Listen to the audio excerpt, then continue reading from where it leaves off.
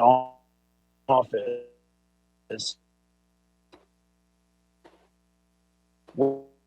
whether I think actually trends indicate that the Supreme Court would be more poised not to get involved in that situation because it involves elections. And what you essentially be advocating for, Scald, is the Supreme Court to invalidate an election, which has never happened in American history, at least not on the federal level. So I think actually, if you consider it, it would be actually more likely than not, if you look at probabilities, that Trump would be successful in running as a vice president and potentially having JD Vance resign and him assuming the presidency once again. Supreme Court never removes a sitting president. They don't have the authority to remove a sitting president. He would have to be impeached in the House and removed in the Senate. And that would require a very high bar of high crimes and misdemeanors. The major questions doctrine relates to federal regulatory agencies, not to something like this.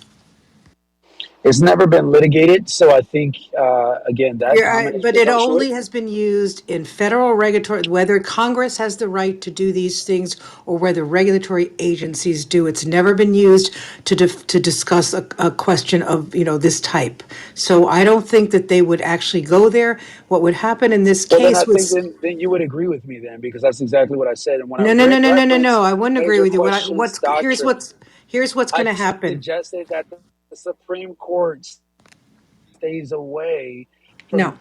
questions that relate to congressional purview, which in this case, this question would relate to congressional purview because it's never been clearly defined in law. But there's no basis for saying the major questions doctrine would apply. Here's what would actually happen. Some states would refuse to put him on the ballot because they would say that he can't run as vice president because he's not qualified to be president, right? And he's not qualified to be president because it's already served 2 terms. That's the theory that they would use. So that would come to the Supreme Court anyway, because Trump would sort of say, wait, you can't refuse to put me on the ballot. And that's how it would come up. And those states, it's not, they have to do something because then there'd be states which would not allow Trump on the ballot if they wouldn't decide this, and states that would, right, which they do not like. So that's how it would come to the Supreme Court, and they would have to rule some way. Otherwise, we would have a bifurcated election, which they would never approve of. Yeah, again, I would just make the argument that this commentary is presumptuous again. What do we have a case law in which the Supreme Court heard a case in which a state elected or a nominee to a party was nominated to the to that party's ballot, and the Supreme Court sided with the state to remove that candidate? It's never happened in American history. So again, I think what you're suggesting is extremely No, no, presumptuous. no, no. Like But I what I'm said, saying it would. is you'd have New York, for example, would refuse to put him on the ballot. And then it would go to the New York the New York Court of Appeals, the final arbiter in New York, and they would say, yes, you're right. And then Trump would appeal it to the Supreme Court.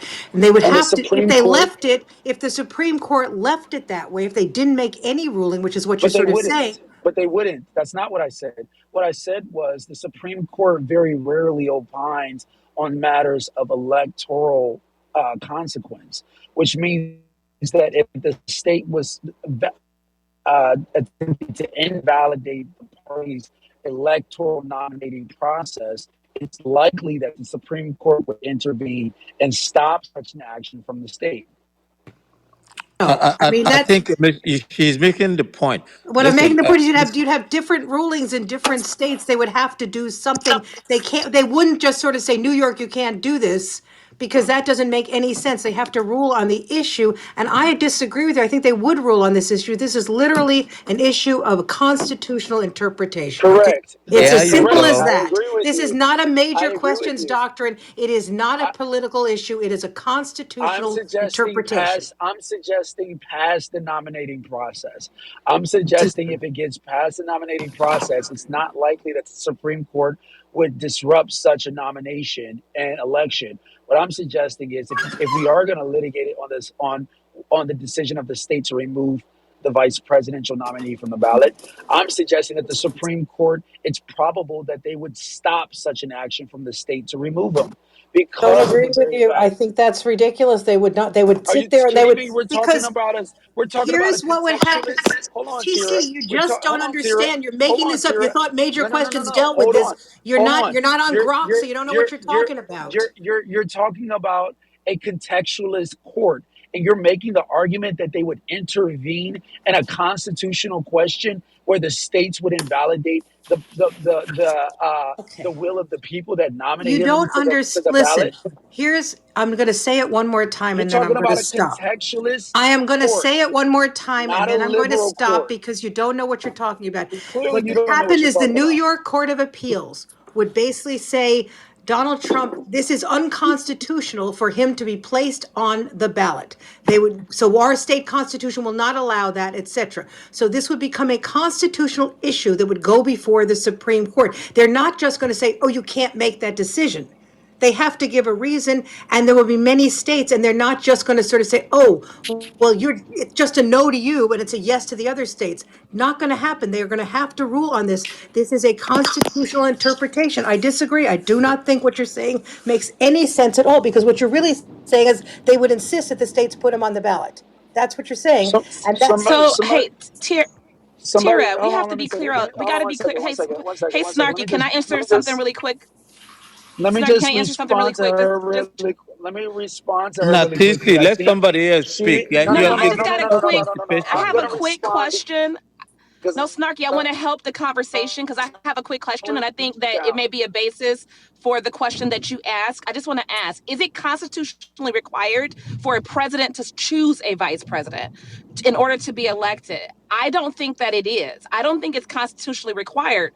So couldn't he run for president and then later, appoint a vice president or something along that lines? Is that possible?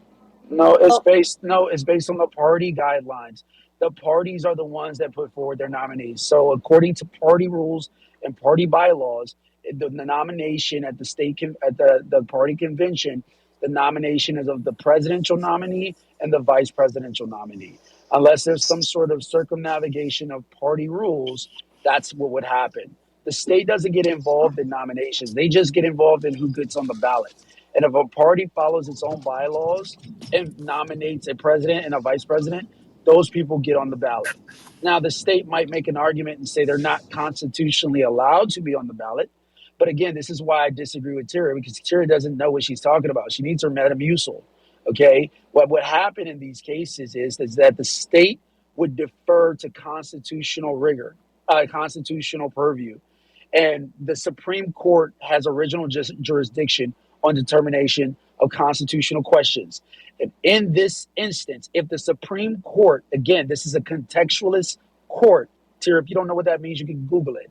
All are an right. idiot, and you They continually would say find stupid things, and then everyone has to correct you. in the Nonsense. interest of the constitutionality of the nomination. And if there is no prohibition on the action, they would intervene and stop a state from taking such an action to remove a nominee from the ballot. You don't know what And you're talking about, Tira. When Trump was disqualified from the ballot in Colorado, right? That He was a was state never action disqualified. He by was the never state. Listen disqualified. to me. When he was You're TC, said he can could you not, wrong. let her He was speak? never TC, Can you stop. let disqualified. her speak? TC, No, you TC, don't no, know what you're no, talking no. about, You and you don't know didn't what even you're know the talking about. major questions Trump was doctrine, and you never raised it. disqualified from the Colorado Listen, ballot. You're wrong. when they were The trying to keep him, Secretary of State deferred to the Supreme Court. She never when removed they Trump were from just, the this is Colorado ballot. nonsense. You You're don't wrong. listen.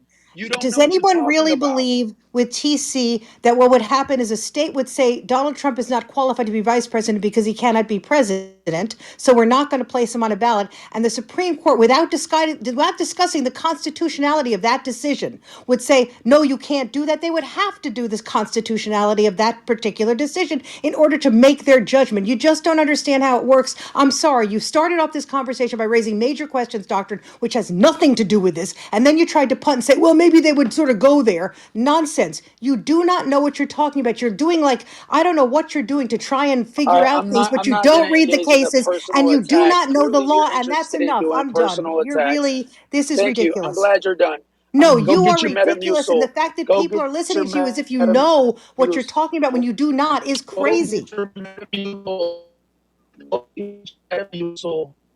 Calm down. Yeah. Okay? He's in the matrix, thank You're God. making an Well, Thank argument. God. And Tara, PC. I was hoping that you could answer my question. It may not be a question we can answer today. So this is something I just want us to think about is that we need to rethink everything we thought we knew and get back to that constitution to see where the loopholes are. We need to be sure. I understand how a nomination processes work. TC. What I'm saying is it constitutionally required for a president to be elected with a vice president. I do not think so. I don't think that's a constitutional requirement. It is a party, it may be a party requirement, but not a constitutional one. Let's say in the event that a president was able to be elected without a vice president, would he be able to appoint a vice president and under what provisions after he had been elected? And I know everyone will say no, but I think that we should question everything at this point and go read the Constitution to be absolutely certain. So I'm just putting that out there. Well, the thing is, no matter how you slice it and dice it, as soon as this guy appears on the ballot, he raises a constitutional question whether he is fit to serve, whether he is authorized to serve, eligible to serve. And that becomes a constitutional issue that the Supreme Court has to try to establish the congressional intent when they make that prohibition of two-time limit. So, however you slice it and dice it, whether he becomes appointed, as long as he has served before, if he comes back on a ballot, he raises a constitutional issue which need to be decided. It hasn't happened before, but at that point, then it will have to be decided what is the constitution, what is the congressional intent, why there is a two-term limit. And at that point, the Supreme Court will establish it. So I don't understand, where TC is going with this and why is this a problem and all whatnot. I think the problem that Trump has right now, instead of even going there, let him just survive this midterm that is coming. Let him just survive it first. With all the craziness that is going on right now, and all the people that he's delineating.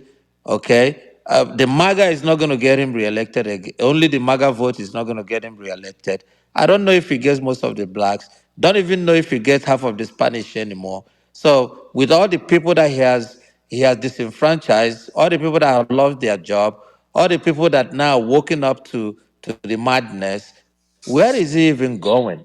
I think we're building a dead horse at this point. I'm done. Well, so just a Yeah. hypothetical. What if Dems go back and get Obama? They can. You know what? Hmm. It goes back to what I said a minute ago. Clearly, Taylor doesn't have a clue about constitutional law. What I said was, and I was very She's a clear, lawyer. in the She's a event. Hey, lawyer. Duh. Sir Jude, go back on mute. Let me finish speaking. What No, we no, have here no. is we have a Sometimes, situation sometimes, where there's sometimes a you potential sound very, conflict you sound very between the insulting, right? Supreme Court and the state's Sometimes you courts, get and in personal and you sound very in such a insulting, bro. situation, you would have Supreme Court precedents. When I referenced the major questions doctrine, it was 100% in keeping with the findings of the Supreme Court when it comes to certain situations where the Congress has authority. And we know that the Constitution determinations for who gets on Say, the Is he in the you ballot are in matrix, the Every TC? fifth matrix. well word. in keeping Thank, Is you God are in the intervening? matrix, TC. with the Look at the That Lord. boy, God is that that boy is out of there. that God, the and Supreme Court would Gabriel and Michael. Everybody is on his eyes right now. Sir Jude. So, well, my question, Tira or anyone else want to answer? What would happen if Dems went back and got Obama? How? It's What do y'all think would happen? Yeah, that would require Obama authority on running, these right? topics. If they're talking about I'm using this glad kind of loophole, where to you would have to have a I Democrat can't hear run you, that's what I was TC. and saying. Obama would be running as the vice president, right? So you would have to have a candidate run as the president and Obama as vice president in order to utilize this same loophole. And what we've just heard is an interesting transmission from sort of the clown dimension, right? We don't live in that clown dimension, folks. The world we live in, the Supreme Court has always pretty zealously guarded since, for about 250 years, their right to rule on constitutional issues. And so the idea that they would not rule on a constitutional issue when a constitutional issue comes up, I don't know what planet that comes Who from, but not said that? not Where are not you this one, getting that not from? this one. Whoa, Who whoa, whoa, said whoa, that? TC, TC, Nobody. TC. The Yep, precedent, that's wait, enough. That's the enough. precedent is Nobody And said though. that he wouldn't lastly, rule on I Let just want to somebody Let else Claude jump clarify, in, land. TC. and I just want to clarify No, I here that was if you're speaking. I asking was for a interrupted. precedent, You're I'm still sorry that breaking your up, TC. Grok or your Chat GPT didn't find it, but I would like to let you know that term limits v. Thornton in 1995, the Supreme Court said that they will be ruling exclusively on state election term limit questions and that it will always default to the Constitution, right? So, and guess who interprets that? They do. The Supreme Court does. And so, And I mean, that's the reality of what's going to happen here. So when I said, we can talk about this, we can debate about it, but eventually it's going to go to the adults in the room, and that's going to be the Supreme Court, and they will look at this law and then they will make a determination on what they think the intent was, Point to the what they place in think the the purpose Constitution. was. Now, you could say that perhaps Point they to will a place in the side with Constitution you where there. with your juvenile interpretation, right? You Point could to a you place could in the make that Constitution argument. where. But the argument that the Supreme Court is not going to hear this, that's a ridiculous argument. They are absolutely going to elevate this to the Yeah, Supreme dude, you Court can and they keep will muting me if you opine want upon to. it. And I land. Okay. Need Go to ahead, any TC. any debate that Wi-Fi provider. Disha. All You right, can keep muting me. You TC, can go keep sending ahead. me to the goo. You can do whatever you liberals You were want in me the to claim. Matrix. You were Gain in the any type of Matrix. You were talking in the Matrix. That's your why liberal somebody must have powers. I muted know you. you're in a liberal room, and Yo, the TC, yo, liberals yo, in stop this talking about the room, reign bro. strong. Yo, stop on our podcast talking about fucking liberal shit. Just go ahead and have your, if you want to talk, talk. You're the only person that does that. Does that give you power? Jonathan, if you got a No, whole no, no, bunch no, of no, no. Just liberals as read. Go, go, mods, ahead, go, that's go. what's No, gonna no, no happen. one. You're gonna have a Look, liberal look. room, You were in the Jonathan. matrix. People dropped Yeah, you. Okay, it's so go ahead, bullshit. respond. Go It's ahead and respond. bullshit.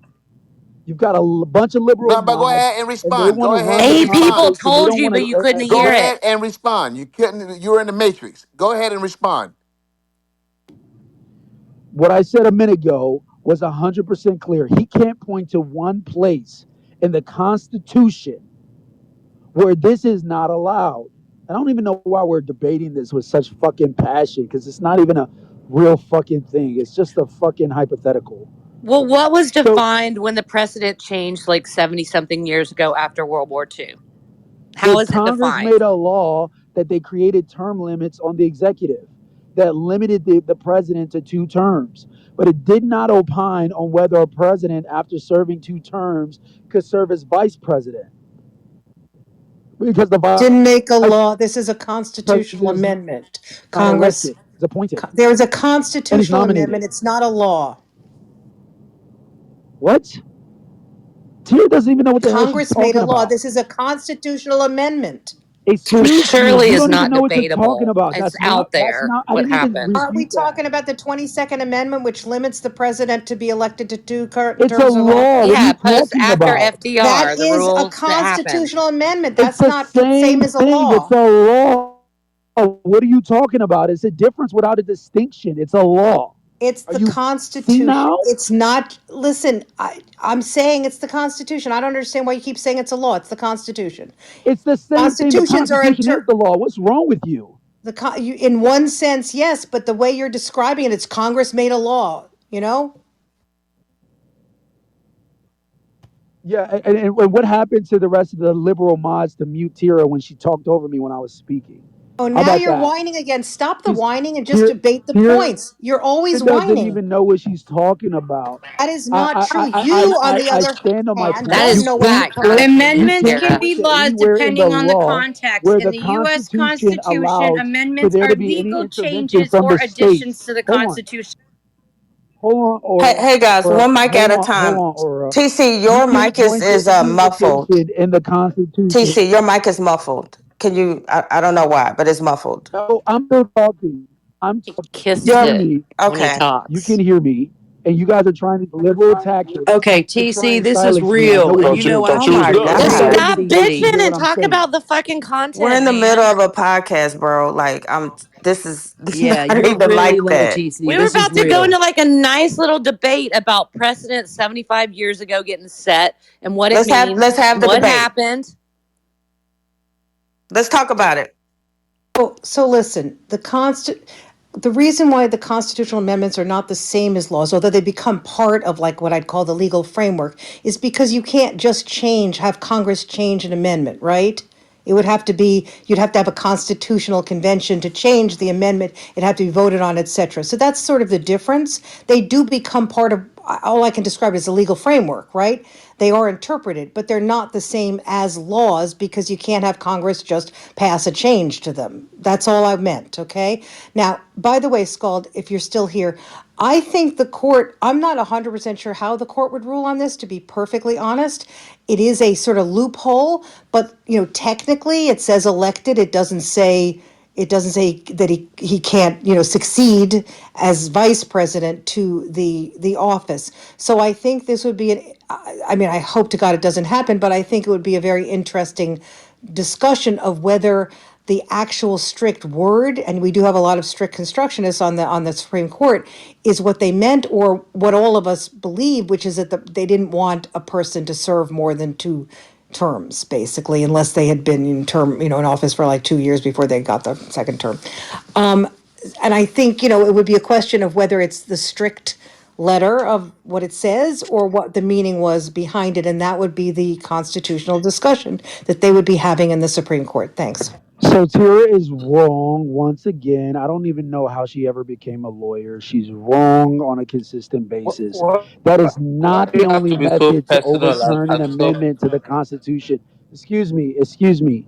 That is not the only But you method don't to have to be overturn an amendment to the condescending, though, bro. Constitution. Come on. Doesn't You matter. He actually can't have be the Supreme condescending. He's Court. stupid The and doesn't know Supreme what he's Court, talking about. excuse me. The Supreme Court can invalidate an amendment to the Constitution if it's unconstitutional, as was the Supreme Court can case. invalidate an This, amendment that yes, becomes the yeah, Constitution. How could it excuse me. invalidate The it? Supreme Court can rule that an amendment to the Constitution is unconstitutional. Thank you. So there is other methods that exist to invalidate an amendment to the Constitution. Higher than the So law, you're than the amendment. wrong. Or I the just want to say Supreme Court just this is very interpreted. interesting for What? me to hear. And Tira tried to almost hand you guys a W there, and you're so out in left field, you didn't even understand. Uh, but Tira, so you're saying, let's clarify, that there are originalists that are currently packing the Supreme Court, many members of the Federalist Society. And so they would take the most literal interpretation of this and would likely rule in favor. Is that what you're opining here? And which would be a win for the conservatives, to be That's clear, with yes. everybody. Yeah. First of all, let me just go back. The Supreme Court cannot invalidate a constitutional amendment because that becomes the Constitution at that point. I don't think you understand. When a constitutional amendment is passed, it becomes the law, it becomes the Constitution, and they can't invalidate the Constitution itself. No matter what that is, they cannot invalidate. That's number one. The They Supreme can't Court invalidate it. can What are you oh my rule God. that an Where do you amendment get to the this stuff from? Constitution, they can rule that an No. amendment to the Constitution No, they can't. isn't in and of itself unconstitutional. Yes, they can. It Because becomes the they Constitution have then. You what's don't called understand. judicial Wow. review. It No, allows this them to is no, no, no, review no. any You're I, just action of the federal government, whether it's constitutional or not. You don't understand, Tira.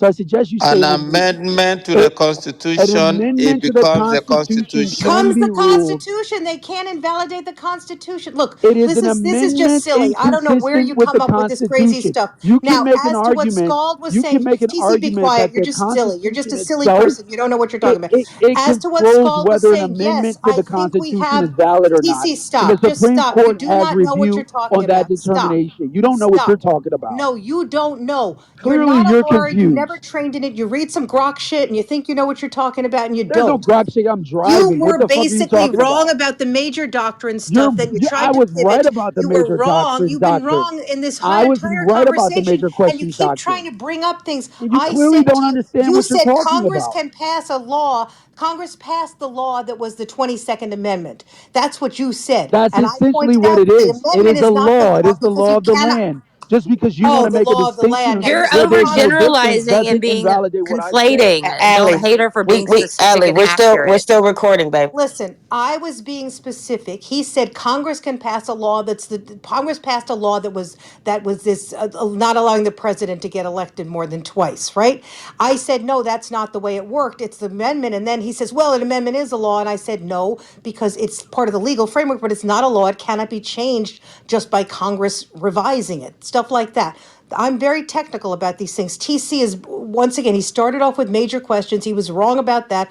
I believe in my with every fiber of my being that he's completely wrong about what would happen if the states decided to leave Donald Trump off because he was trying to become vice president. There's no way on earth that the court would just sort of immediately like sort of say, "Hey, you got to do this." They would have to rule on the issues and they would rule on the constitutionality of what the state had done. That's clear. Now, Scald, in terms of your thing, yes, I am saying the problem with strict constructionalist is originalist, whatever you want to say, is it depends on how they view things, right? If they looked at just the word, they could say elected means elected. So if the vice president used to be the president and the new president resigns and that vice president then becomes a president, that's okay under the amendment because he wasn't elected.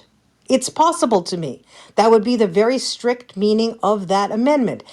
However, if you looked behind the amendment, the spirit and what was being said at the time, it's clear they didn't want someone having office more than two times, right? Because of Franklin Roosevelt and what had happened. And so they felt like that's just enough. We don't want that. But I am not sure what this court will do. I'm telling you right now, I'm pretty sure Alito and Thomas would say, no, he can be vice president and then the president resigns. I think they would say that. The other thing is what you'd have to, it would be sort of weird because you'd be assuming that the president would resign. Do you understand? If he's placed on the ballot, right? Right. What New York would say is, look, he could never be president, right? That's how they would phrase it. He can never be president, so he can't be the nominee for vice president because he doesn't have the qualifications for to be president because he's prohibited by the Constitution. That's what New York would say. The other states would say, no, why not? Because there's nothing saying the president, he could be vice president forever. The other possibility is the court will say, well, it's a hypothetical, but they're not going to say that because they're going to have a difference in how the states will decide this. There cannot be an election in which there's no vice president in 20 states and there's a vice presidential. I don't think. Well, that would be a little weird, right? I just don't think they'd go for that. They want some sort of consistency, at least on who's on the ballot. And that's what essentially was behind that Colorado ruling, in my judgment, right? When they said Colorado can't throw Trump or can't not put Trump on the ballot because they were concerned about we have to have something consistent among all the states. This would be the same sort of issue, which is why I believe they would rule on this. Yeah, but Tirado, Yeah. a vice president has to be elected. So does that component of election always Vice attach to presidents are vice not president? elected in this And country, hold on. and Can I He's on you're the finish? ticket. Can All I right, finish? See. one mic, Uh, guys. One mic. Hey, guys, real quick. One mic. So here's the deal, folks. We're gonna put this in the chat, guys. We don't put guys do not touch the billboard. All right. So that we can put that in the chat. If someone wants to read the article, they can read it in the chat. Yeah, do not touch the billboard. So with that being said, go ahead. Thank you. So Tira, what I'm saying is You cannot have a vice president without being elected. And the ultimate idea of having a vice president is to elect a vice president that could serve as a president. So how do you avoid that? I think the court at that point That is would going be to the be looking argument at. that the states would use, right? Who wanted to keep him off the ballot. They'd say he's not qualified to be vice president because, in essence, he can't be president. There you go. And no That would matter be how their you argument. slice, yeah, and no matter how you slice it and dice it, the court is going to be looking at what is the congressional intent when they put that two-term limit. What did Congress need to achieve? And what would you say to that, Tira, if that comes up? What do you think is the congressional Well, intent here? but like I said, this court has done things that surprised me, and they could do this again. They could say, well, regardless of intent, the clear language says elected. And, if he's not elected as president and he becomes president, that doesn't violate the clear language, right? They could say that. So he has to be allowed on the ballot because he's not disqualified from being president. They could also look behind it and say, well, look, whatever this language is, what they really meant was, somehow become president, right? And he, as being elected to vice president, is in essence the election we're talking about here, because then he would succeed to the presidency. I really wish I could say 100% what I think they would do, but I honestly don't know what they would do. So, it's troubling that I feel so torn on this because, about 5 years ago I would have been clearer, but now I feel like, I don't know.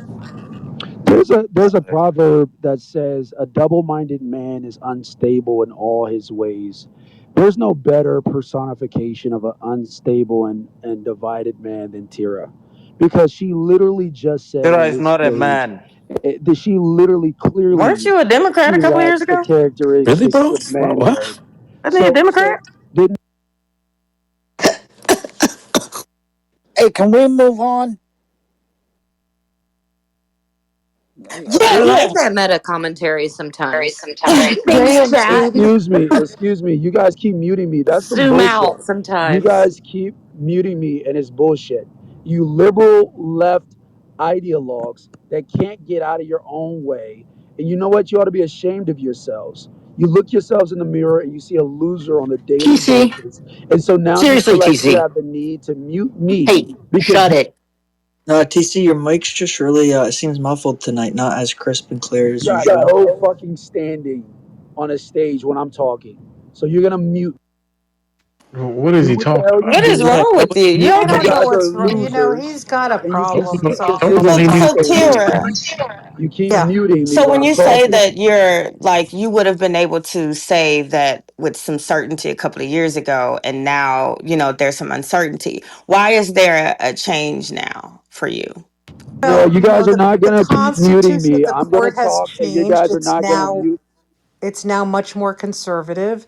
And also, honestly, the presidential immunity decision threw me quite a bit, because not the fact that he has immunity for official duties, or that it's a presumption that he has immunity for certain, and the penumbra of official duties, but just the fact that they won't even allow evidence to, if it's an unofficial, of what is an unofficial act, as it were, evidence from his own mouth or in any sort of document that Again, he's you been involved liberals are with. So pieces I of guess shit, my and view you of want to this keep is sitting they have into. given the presidency such broad powers in a lot of ways. They've expanded what I thought the court would have done, that I'm not actually certain.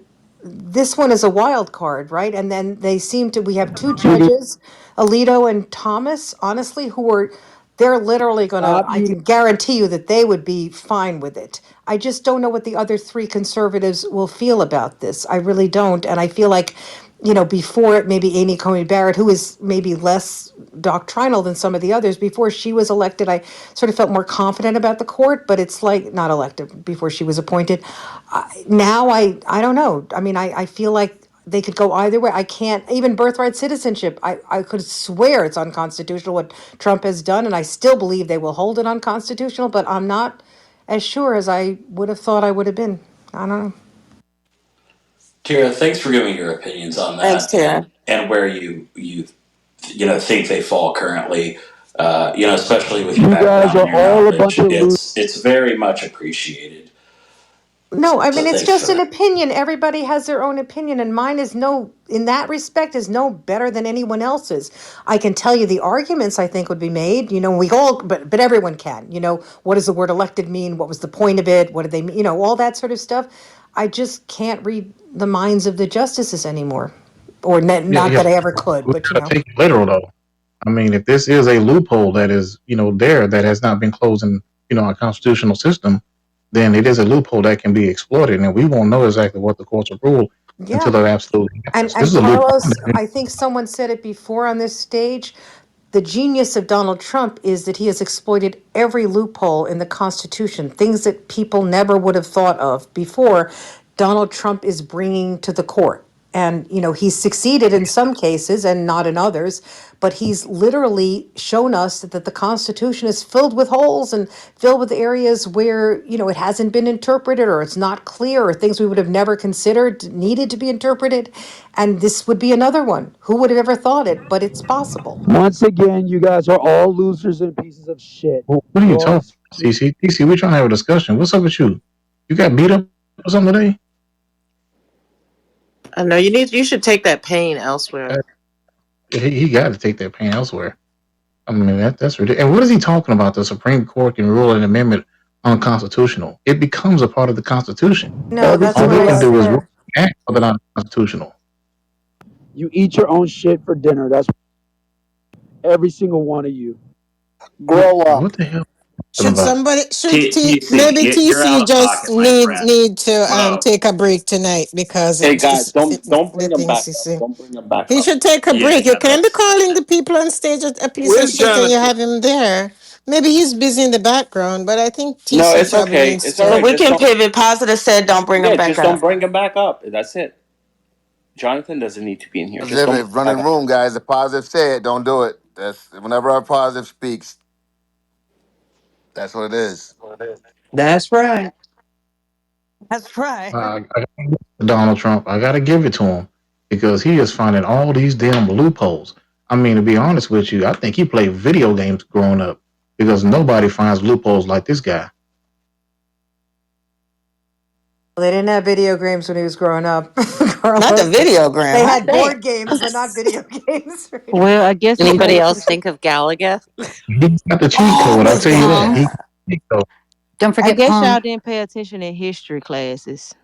In your history class, my bad. Did you pay attention in history class on what how he did it? Especially with What? this, like, what's the one ratify the liquid? I mean liquid alcohol smuggling alcohol so they can make profit out Jen? of it. You mean You mean prohibition?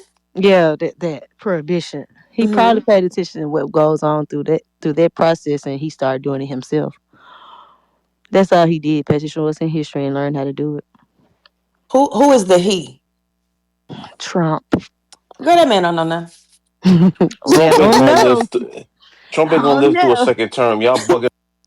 But like this is Hey, but hey, I hey, and to actually all you said this a liberals while on the ago stage, about you guys how are Trump losers. is operating in the gray. I think one of the things, one of the reasons why, MAGA and, maybe Republicans are quote unquote like win or they are winning is because they are willing to operate in that gray and push the law. Right. And I feel like Democrats would, I mean, it used to be admirable to follow the rule of law. It seems to me like Americans are like, F that. That's gotten us nowhere. Like now's the time for us to stretch it, and to make the law bend to our will. The the thing that I would counter that with though is it's actually I think the illusion is that it's bending towards our will, that Trump is willing to break up the status quo. I think that's an illusion. 'Cause to me, he's self-interested. And I haven't seen a decision that he's made that has actually helped America, the average American person. It's literally only helped and empowered, the top 5 or 10%. And so, I don't know. When I worked at OGE, I saw how the government, depending on who's in power, how much integrated they operate. And it doesn't mean that the Dems don't do it, because let's be clear, both parties do it.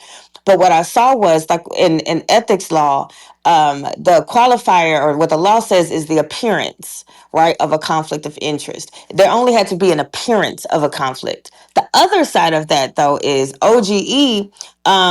We weren't, and I don't know if it's prosecutorial is what I'm trying to say, but we literally had to send that conflict of interest to DOJ to actually pursue that because we were not that type of agency. We would just write the recommendation and send it up to DOJ. Well, that means that those conflict of interest people can continue to operate in the gray because there's nothing that really checks them because typically DOJ is in bed with the president. So like I feel like, Dems, if they aren't willing to operate in that gray, I think we're just going to continue to be in a constitutional crisis.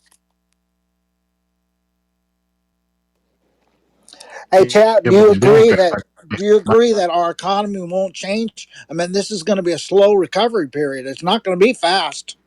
Change is going to take some time. well, the thing about it is the economy is not in the toilet right now.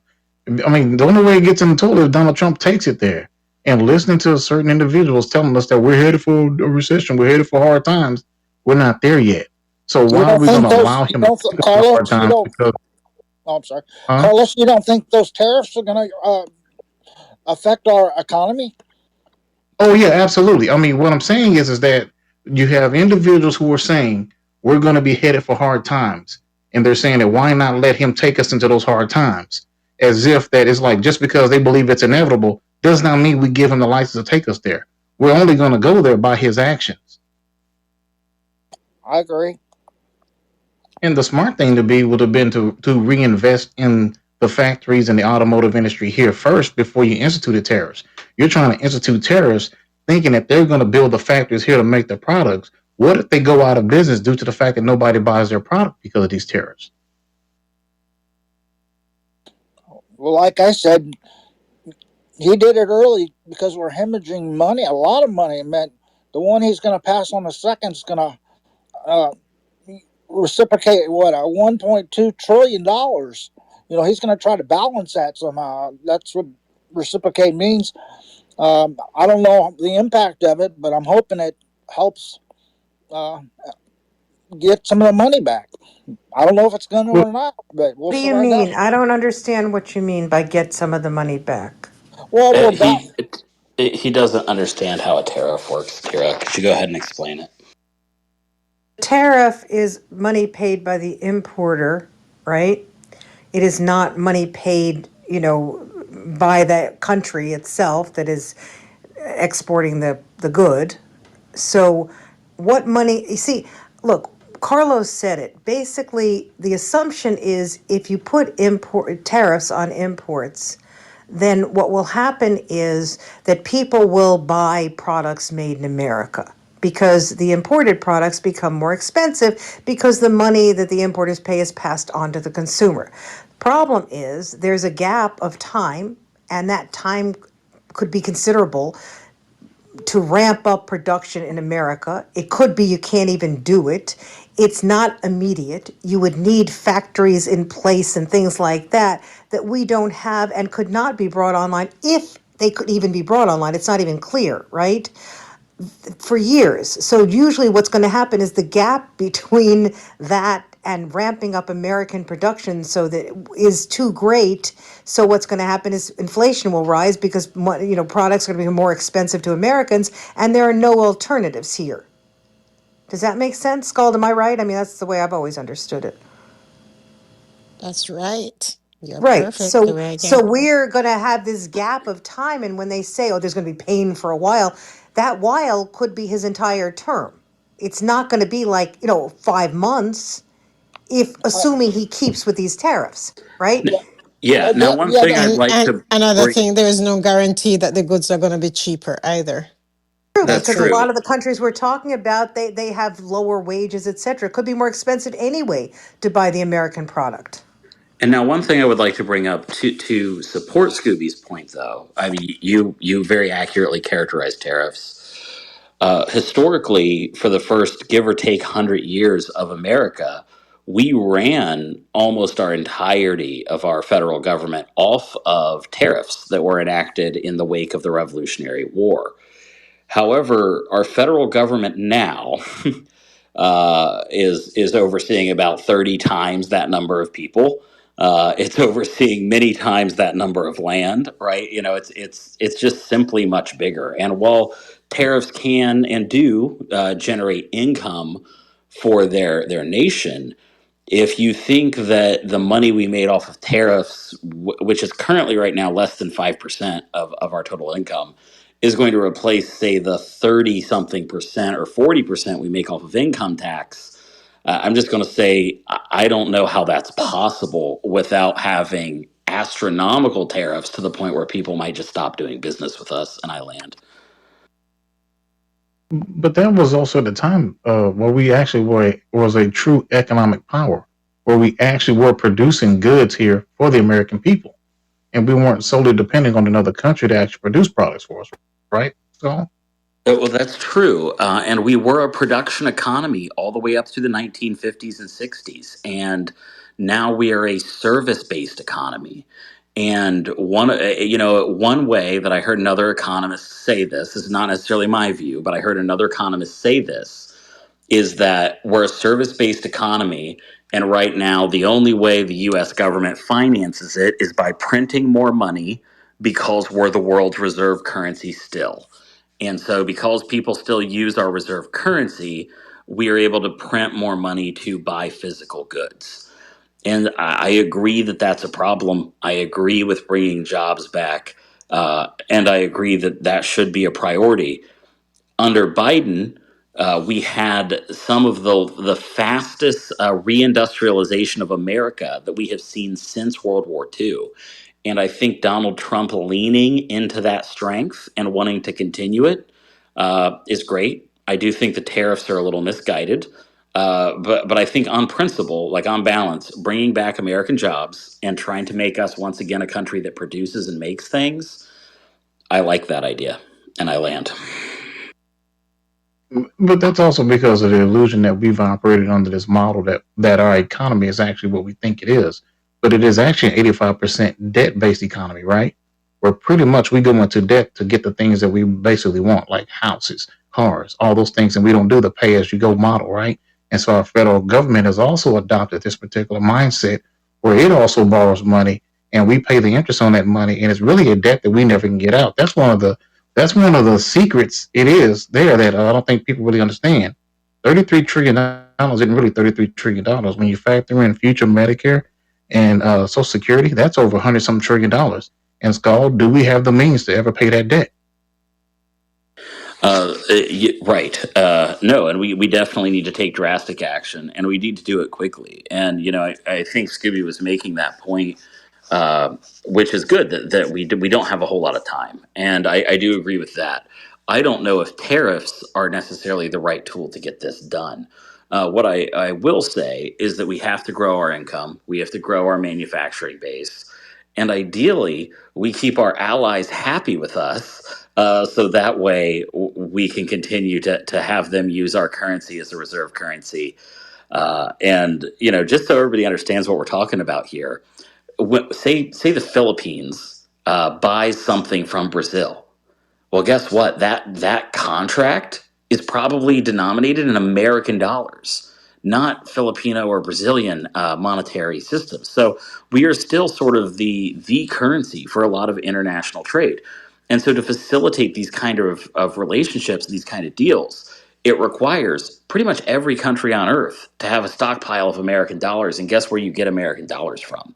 You get them from America. And so it's valuable to us, but I think we have to be strategic in how we leverage our current position, because it's tenuous, right? We do not have the production base and the manufacturing base that we had 70 years ago, and we need to get it back, and we need to do that in a pretty mindful and pretty deliberate way. And I land. So the $33 trillion, who holds that $33 trillion of debt? So this is a little bit dated, and I've not looked this up. But last time I looked this up was a couple years after I graduated college. This has been in the late 2010s. At that time, 65% of that money was owned by either Americans or their retirement funds or their pension funds, or by United States corporations who are looking to have treasury services. As you guys all know, the FDIC only insures up to a certain amount. So if you're a company like, say, Apple, and you're sitting on more than what the FDIC insures, really the only way to keep cash on your balance sheets at a safe amount is to go out there and buy treasuries. And in larger companies, treasury management, and at larger hedge funds and larger Wall Street banks, treasury manager is a job. And their full time job of that man or woman is to buy and maintain a list of US treasury bills, right? And so again, that's what the numbers were. I'd love to see what they are now. But the remaining 35% is owned by foreign governments, right? It's owned by all the European nations. It's owned by China, by Japan, right? It's owned by all these other countries. So that's sort of how the split used to be, and I'm going to look into it right now to see how it currently is. So the only way truly out of this is in some form. We've either got to go to war and steal valuable natural resources, or we have to force countries to forgive American debt because Can't we we, don't got the money to pay it back. can't we also do things like supply them with military equipment and pay for our soldiers that are deployed over in their country? I mean, there's a lot of little things I think we could do. Yeah, I certainly agree with that. And, looking at the Suez Canal, this was even, I think JD Vance alluded to this in the leak, and I don't know if he's of the same mindset that I am. But he was alluding to the fact that we're going out there and protecting the Houthis and bailing out Europe yet again. If you guys don't know this, the Suez Canal, right, that goes through Egypt, they charge around $300,000 to each ship that goes through the canal. That generates them, I believe it's about 4.5 billion. Feel free to check this, guys, on AI or whatever, but it generates them about 4.5, I think, billion a year. Yet going into the Gulf of Suez and going around, the Horn of Africa, guess who protects you from the Somali pirates and the Houthi missiles? The United States Navy. That's who protects you there, right? And then magically, you pay $300,000 for your boat to go through some locks, and that goes straight to the Egyptian government. You know, I'm not saying we start making the ships pay for that at $300,000, but couldn't they at least chip in 50 or 60 grand if they're already going to pay the Egyptians 300,000? I feel like they should chip in for the defense and the peace of mind that the American Navy has brought to those waters at great cost to us financially, and even risking the lives of our young men and women in the service. And I land.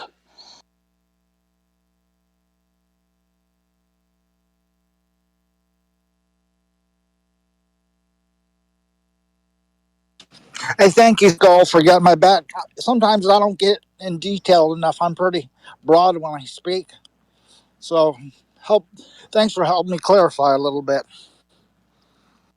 Yeah, well, I mean, I think Carlos is saying the same thing, right? We got to find a way, and my hope is that we don't find. I hope we don't pillage our way out of this. Carlos said, "Well, we got to find resources in other countries." I mean, The I only other totally. way is we've got to crash the world economy and how we actually deal with money currently. Meaning, this is why you get all this crypto push, this money that you really physically don't have, Bitcoin, Ethereum coin, all these coins, because it's a lot easier as they play around with these coins and you get used to dealing with these particular things. They can bring about a Federal Reserve currency on you that you will accept, and then that's where you get the great reset from. Y'all ain't ready for that. You're right. War stimulates our economy too. But I don't want to go to World War III. That's for damn sure. Yeah, and my hope is that the American economy has grown, and and we're up there, and we keep growing. Mostly, looks like the GDP numbers might be a little rough if you look at the Atlanta Fed's projections. Hopefully, they're wrong. The Atlanta Fed is always very bearish. They're always very pessimistic on their projections for GDP. So hopefully, they're wrong on this one. I would love for us to stay strong and to keep building. But if you think about it, it's like, okay, well, how much can you cut, right, from your budget versus can you make more money, right? And the American economy is resilient, and the American worker is aspirational and very hardworking, despite what some people say. And so, I think we have the capacity and the ability to generate a lot more money. Here's the problem. If the American government and the American people are going to be sheepish about taxing that money as we create it, then we're going to have to just keep going into debt. It's like we either take a part of that money and tax it to pay for things, or we keep going into debt and we're going to keep having the same problem we've been having. Unfortunately, the government costs money, and so we've got to make money somehow.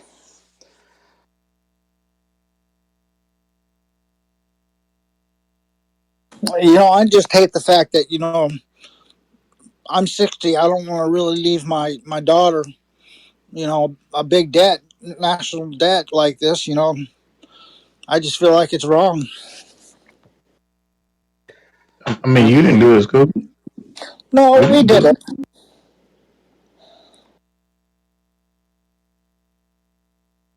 Now we're gonna have to suffer a bit while we try to get it fixed. Who remembers George Bush Sr.'s big slogan?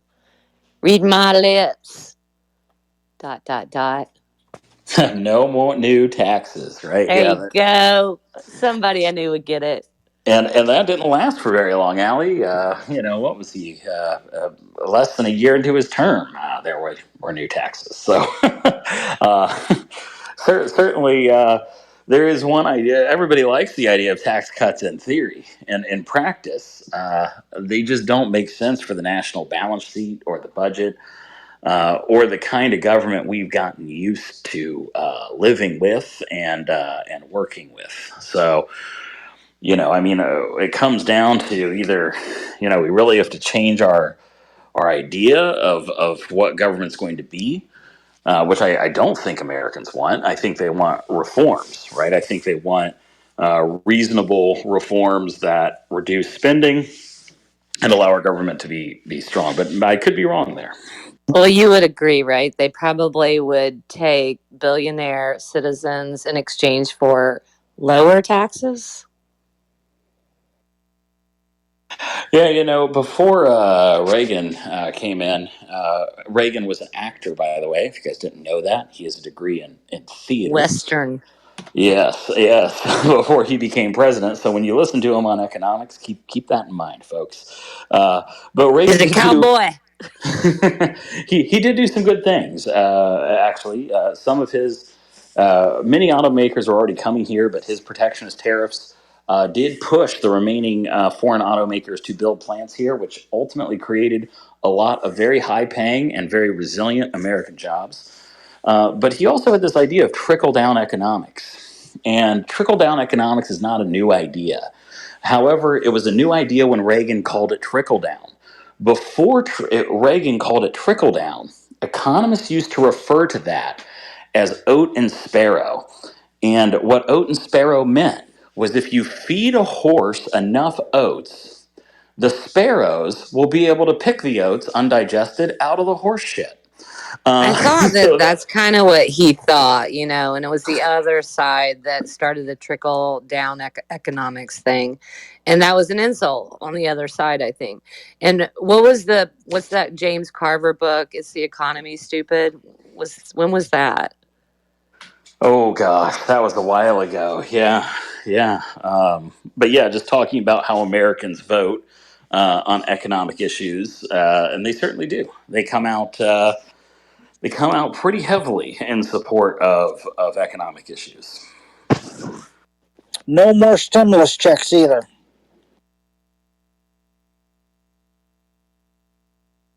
Yeah, and this is an interesting point. Here, let me find a quick source for what I'm about ready to tell you guys. because it's going to be so ridiculous that when I say it, you're not going to believe me. So give me just 1 second here.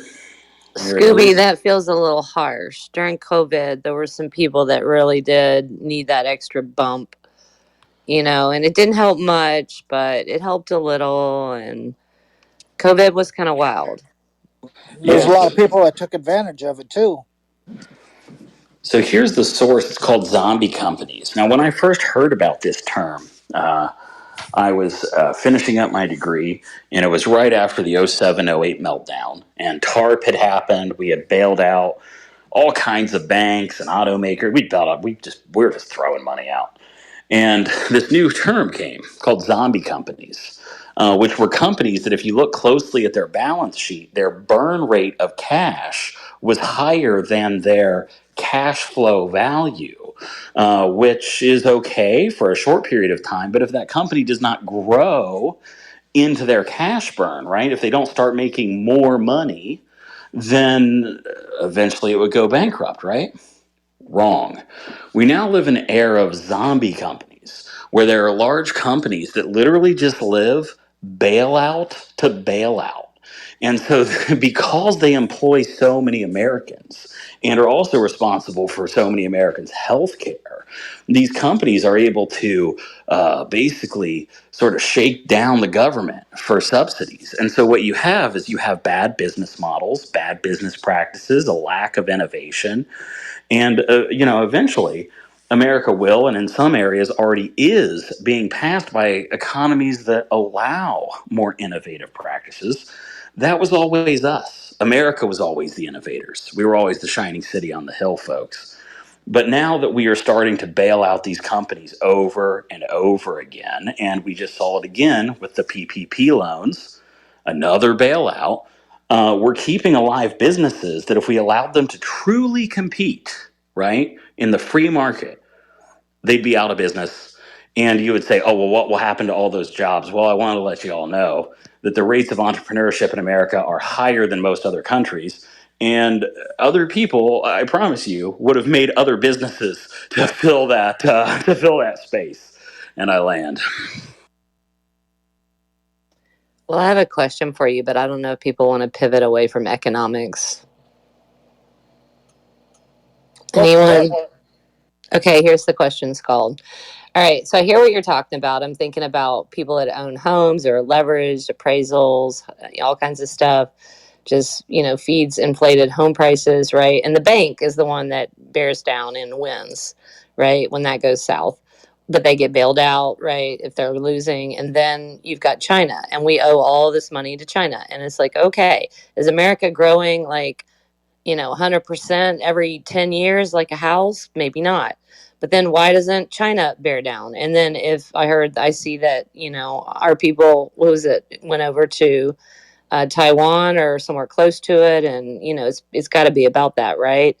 And I would think, Trump's got that plan already. Just stay out of it, right? And not like save Taiwan, I guess, from China like taking over fully.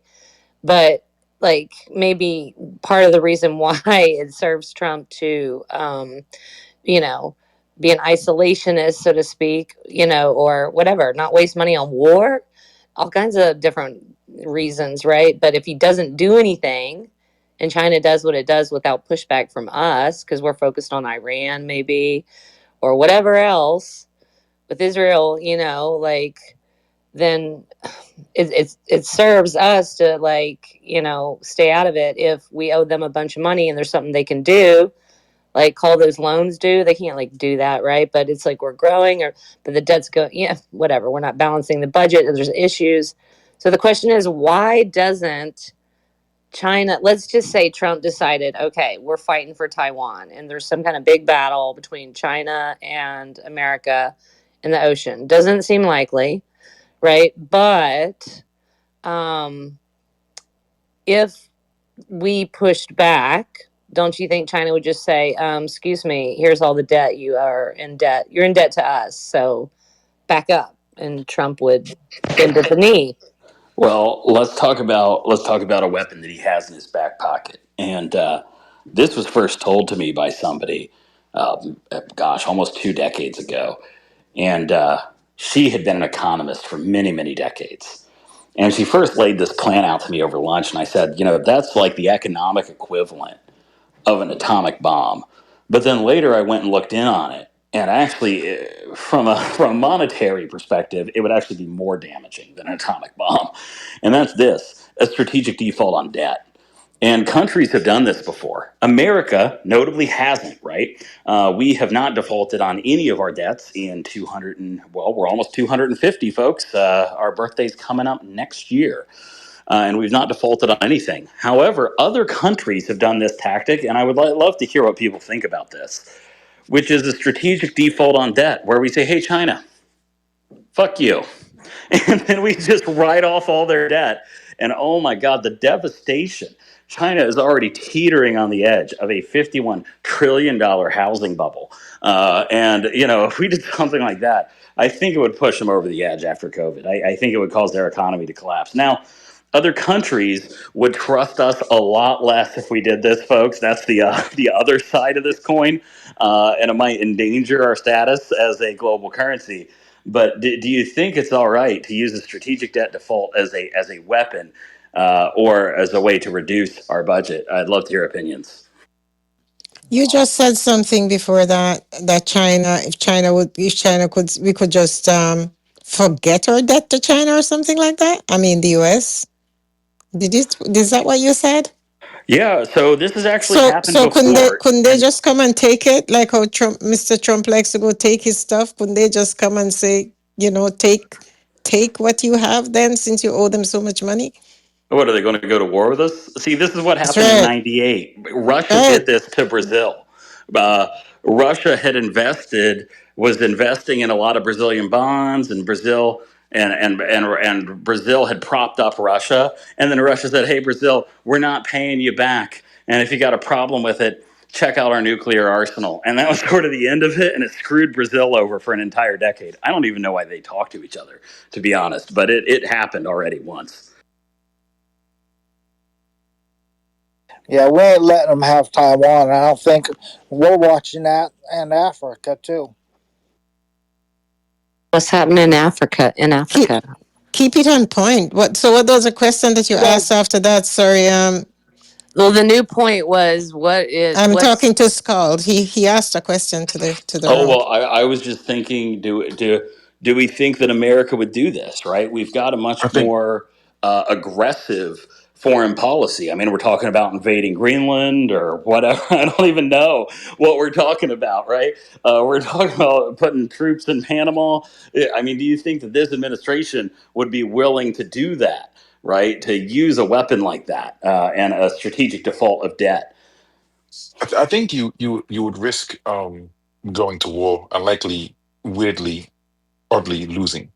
Because I think what would happen is, like you said, the rest of the world would look at America cross-eyed.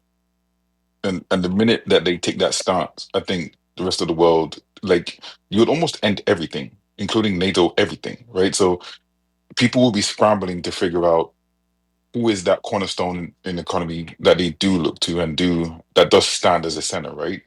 Yeah, And I think America would play its hand wrongly. right. And they will likely they will fight, obviously, because it's what you guys like to do. Um, and I don't think it would be heavily in your favor.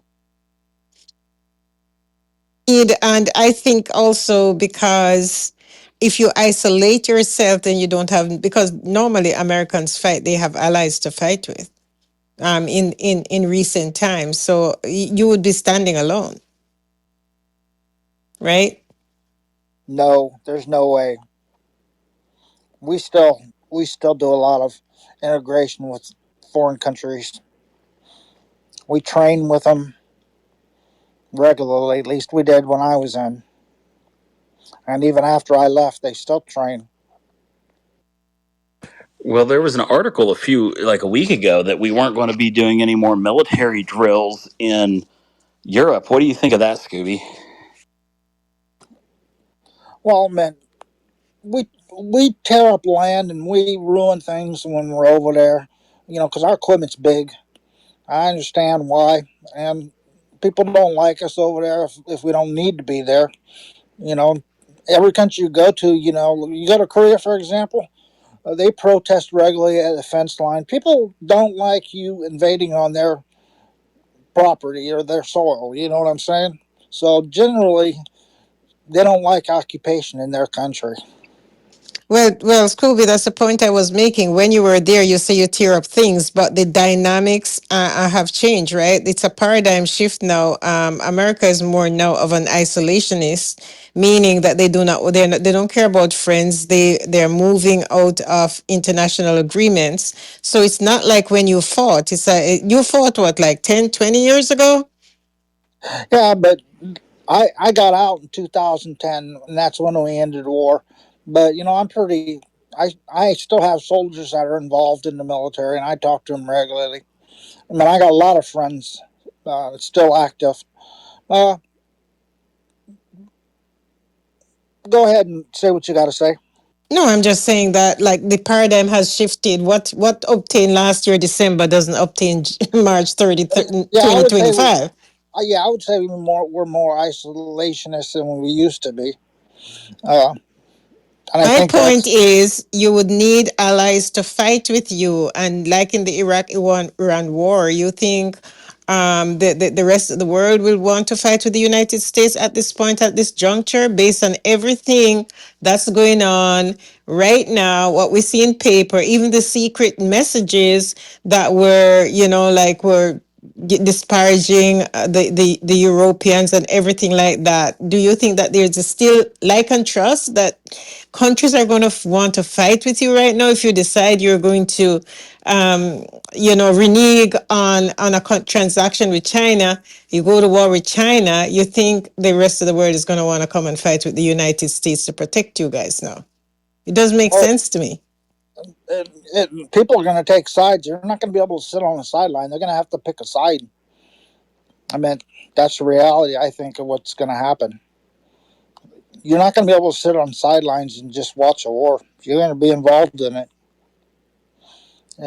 If we go to war with China, Canada, you're going to be involved. I think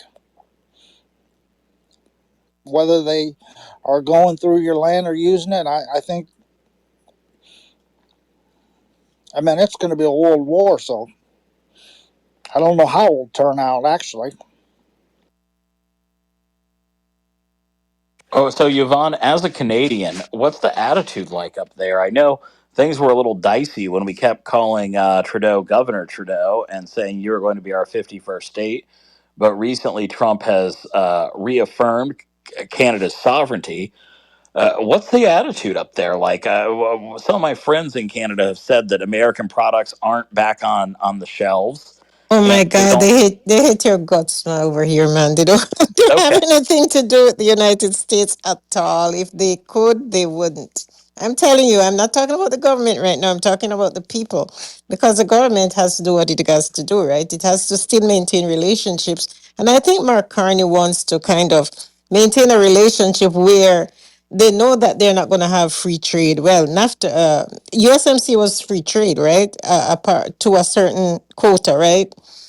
They know they have to renegotiate everything at government level. They know that Mr. Trump is not going to say zero tariffs or whatever.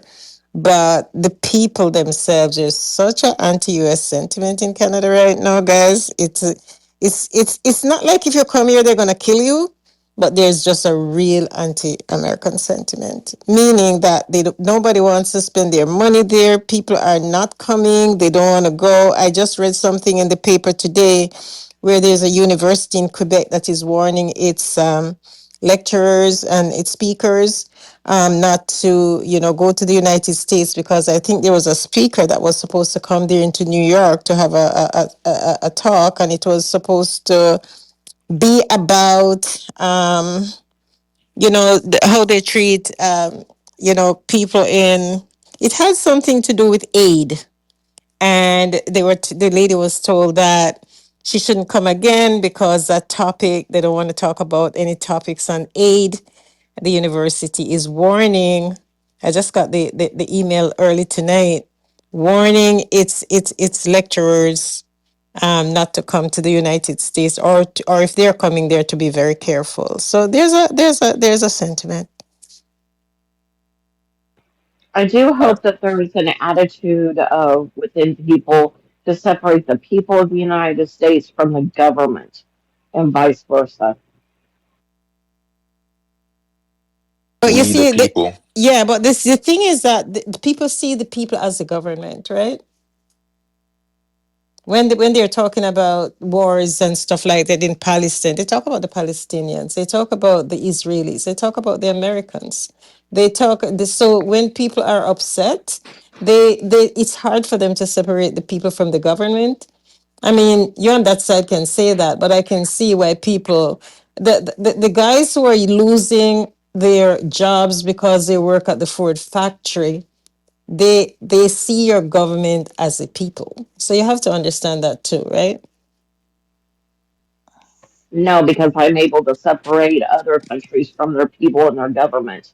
Because you're not suffering because of the actions. The people, I said, the people at the Ford factory right now who are saying that I'm going to lose my job and things like that, they are not, when you're in it, it's different from when you're outside of it and looking inside. That's what I'm saying. Maybe I just have a higher understanding. Hey, Yvonne, what's this letter you're talking about? So you're saying that Canadians are being warned about coming to America? Yeah, I'll Is see if that I right? can find the I should be able to find the link. It's in the news. I should be able to find it and drop it in the chat there. You can read it.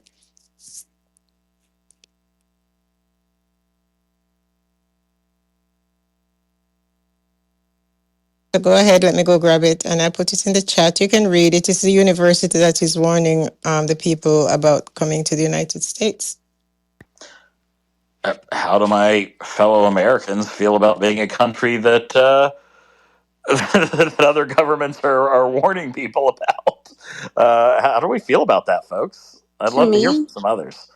to me, that sounds like fear mongering. I don't feel like that. I don't know anybody who does feel like that. I don't even hear anybody talking about it. If anything, people are to me that I am around or whatever. I hear a little bit of jokes, kind of like they joke on here, which I don't joke about it. I just feel like it's silliness, but I don't feel that way about Canadians, and neither does anybody that I know. I feel I the think same. it's nothing new, Skull. Those kind of things have been around since time immemorial. All countries do it, even the slightest little thing. So it's nothing. It's nothing new.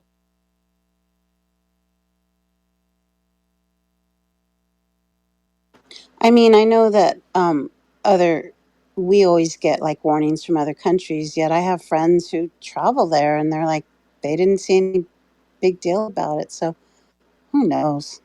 I guess it's a case by case basis.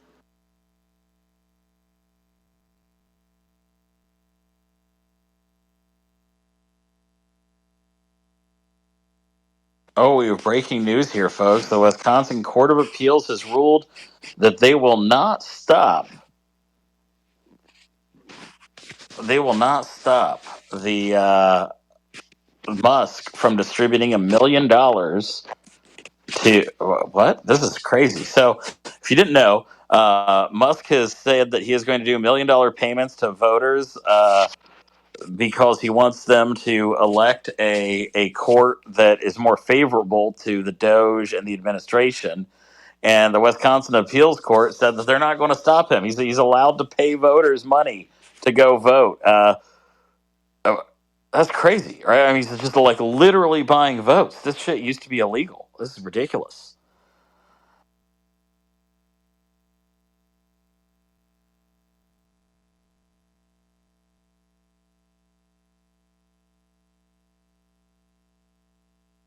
I'm going to share the story in this. I want to share the story in the chat here. And Skull, I just put the link in the chat.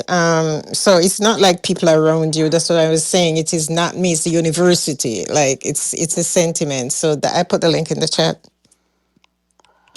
Hey, Vaughn, they probably just want you guys to keep your money over there, and I don't blame them. I'd be wanting the same thing too. Don't they probably don't want you to come spend your money over here, and And so that's probably a good thing for, Canada to keep their people there and spend the money there, vacation here.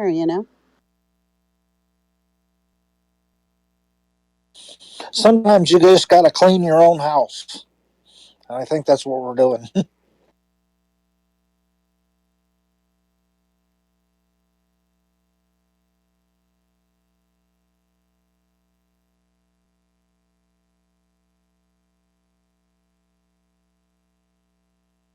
All right, this is not a prayer room, but I did make up my. I think it's on an individual level. It's not only on an individual level; it's a country level. It's like it's not people around me talking. Like I go on the street, I'm not talking to people. Are you going to the United States? Or I think I did have a conversation in the gym one day, and I think I heard a couple ladies say no, they're not going. They cancel their trips, but if you're on social media like me, or if you're Googling the news like me, or if you're watching, say, CTV, Canadian TV like me, you will see all the news and all the sentiments. And I think it's countrywide. I don't think it's just individual levels. I think it's just the sentiment of the whole country right now that because and I think I said it in here that Air Canada had to reorganize your schedules because they were down 40% of the people coming into the United States. So they had to change that. There is I think a hotel or business place in Maine that was on the guy was on the TV talking that he gets most of his clients from I think Quebec area in Canada here, and he's down. Almost all the people have canceled their visit to Maine, and yeah, it looks like because all his people were coming from the one place, it looked like he's not having any business this year. He was pretty distraught. So I don't think it's like me walking on the street and talking to people Okay. around me. It is the whole, it's Canada. Go ahead. Hey, Hey, Skull, I real quick, have a guys. quick. Real quick, real Oh, quick. Skull, have you heard about the Smithsonian? I did, and that was a heinous order. But I'd like to, yeah. So for those of you, well, actually, Jonathan, do you want to go ahead and No, explain? go ahead, Skull. Go, Explain. go. Okay, so yeah, so the president issued a proclamation saying that the Smithsonian needs to. I don't know how to even characterize this. Basically, edit history, right? And it almost seems to be that he wants to gloss over all the He wants to things that take out America's most of the done that are black, bad, yeah, the right? blacks and yeah. Go ahead. Oh no, go on. I mean, what No, all? no, Skull, go. Yeah, it's like glossing over what everything, like the Trail of Tears, slavery, like every bad thing America's done. It's like, oh, it's un-American to talk about how we've been terrible to people in the past, and it's crazy. One thing I'd like to point out to everyone on this issue, because if you look at the White House site, it'll say it's a proclamation, not an executive order. And the reason why it is a proclamation and not an executive order is because he has zero authority over the Smithsonian. The Smithsonian is unique among many federal agencies. It is called a trust organization. And so basically, it is not. It does not report to the president, and it doesn't even really report to Congress. It's just funded by Congress 60%, and then 40% is private donors. So him saying this is the equivalent of like declaring, I don't know, tomorrow National Debate the News Day. Which I don't think anyone here would argue with, but but at the same time, it doesn't have the force of an executive order behind it, right?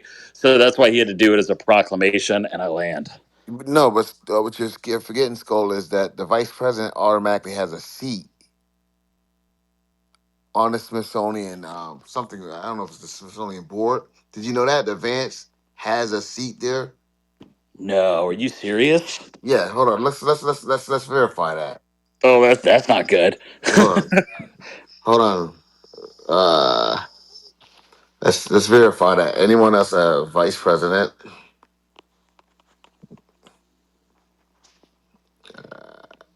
and of come on, anyone got that yet?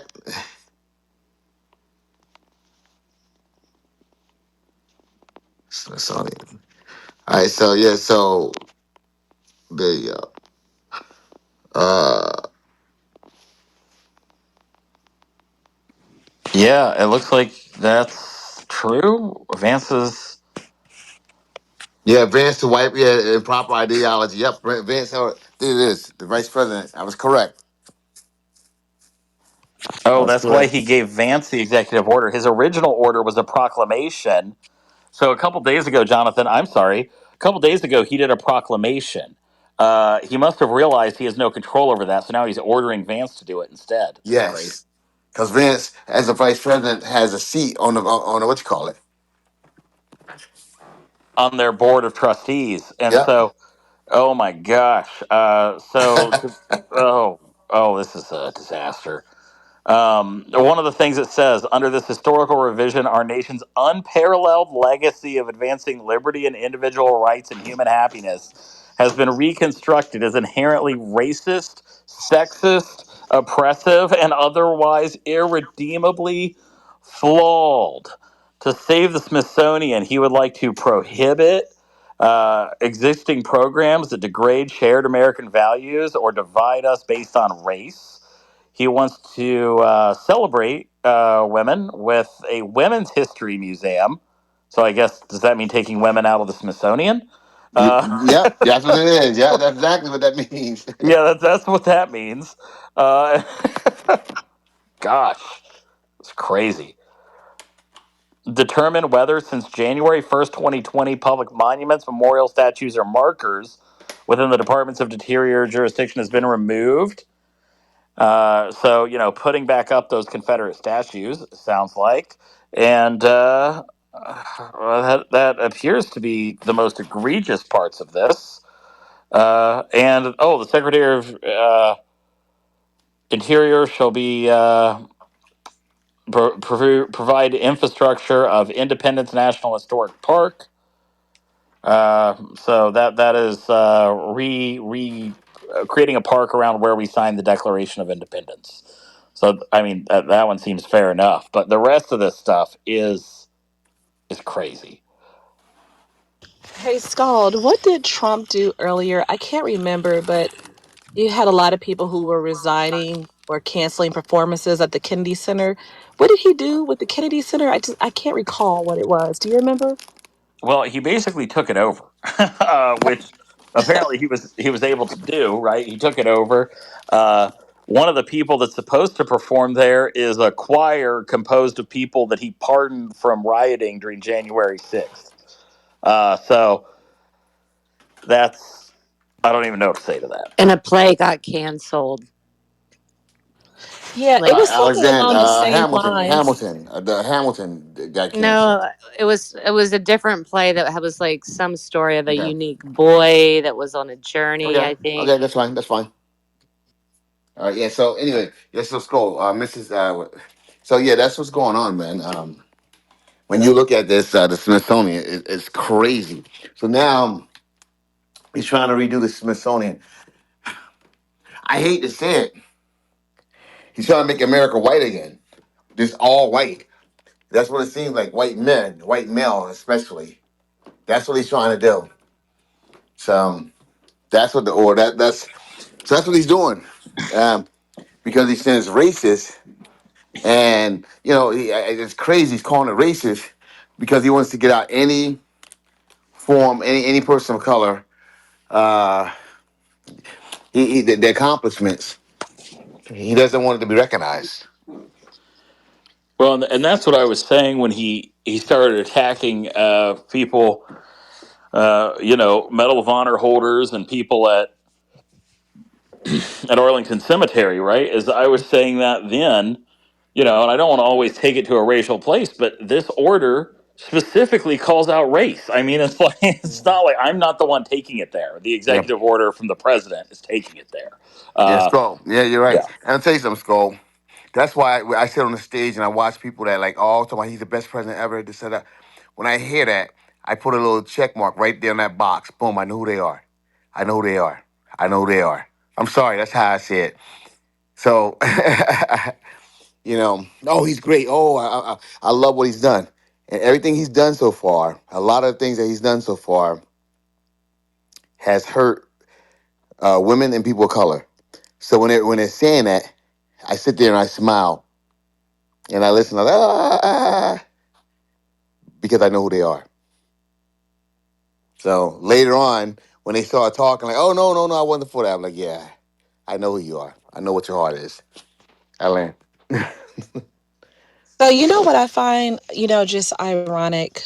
Well, not ironic, but I feel like Trump is under somebody's thumb. I'm not exactly sure who. I really do, and obviously he's not my favorite person.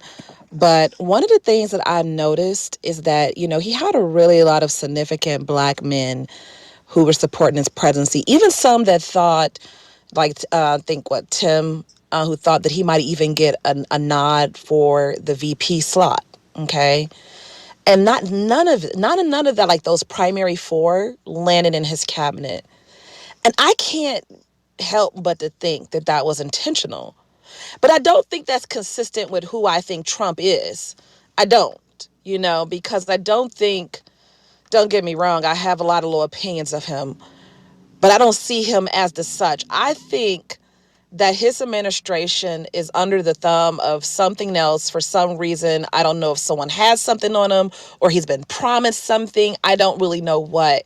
But I just find that odd. And, I don't think we ever really brought that up here. Like, how did those guys, like, not a near one of them, land anywhere of any significance in his administration? So.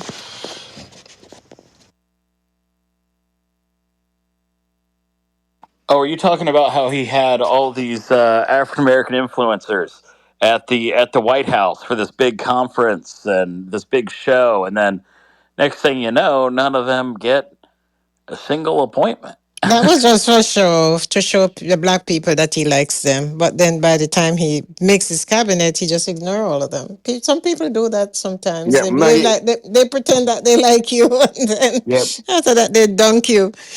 yeah. He ignored What would all of be them. interesting is if good.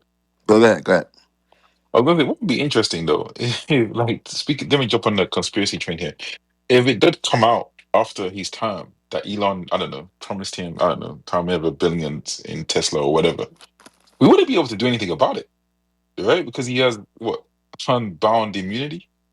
So even if he was bribed by, by Elon to give him this position that he has, we wouldn't be able to do jack shit about it.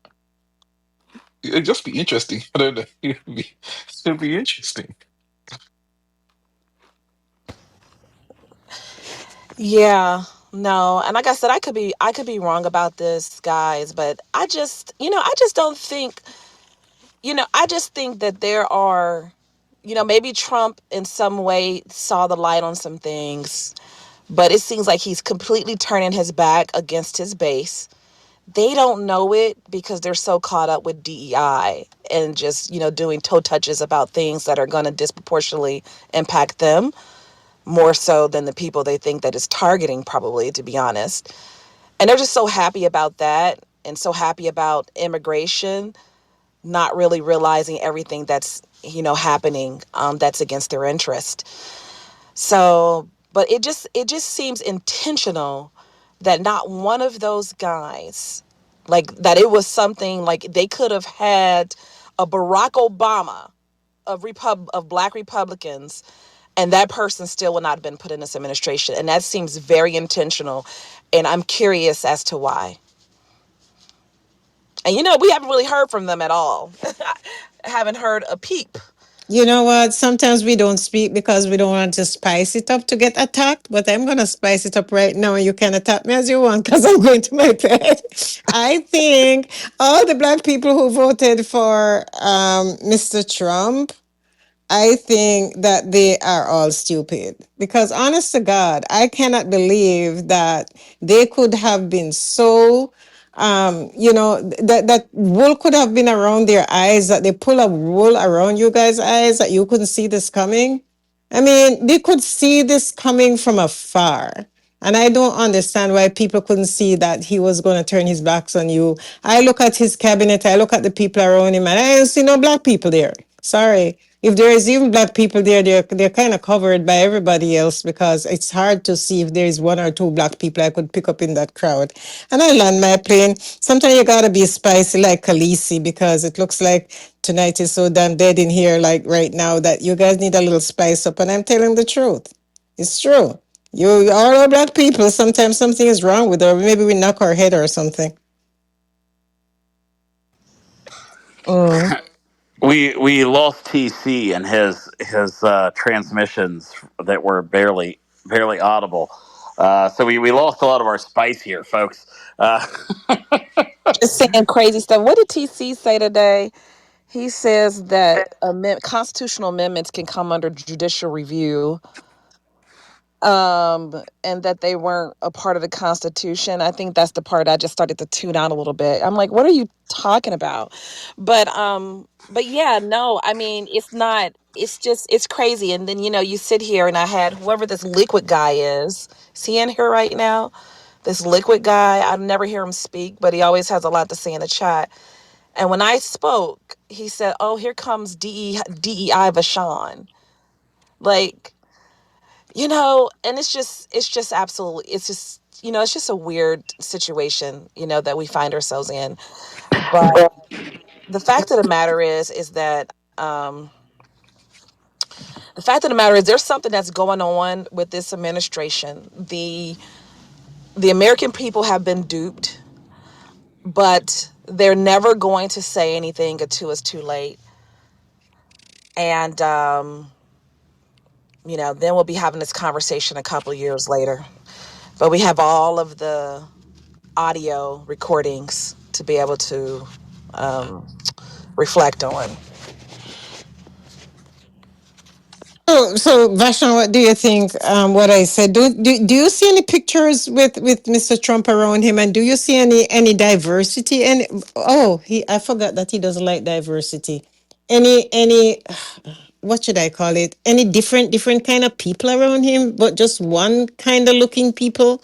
I don't know. I can't even say diversity anymore. But when you take a picture of him and and the people around him, I don't see no diversity there. Sorry, it's weird to me.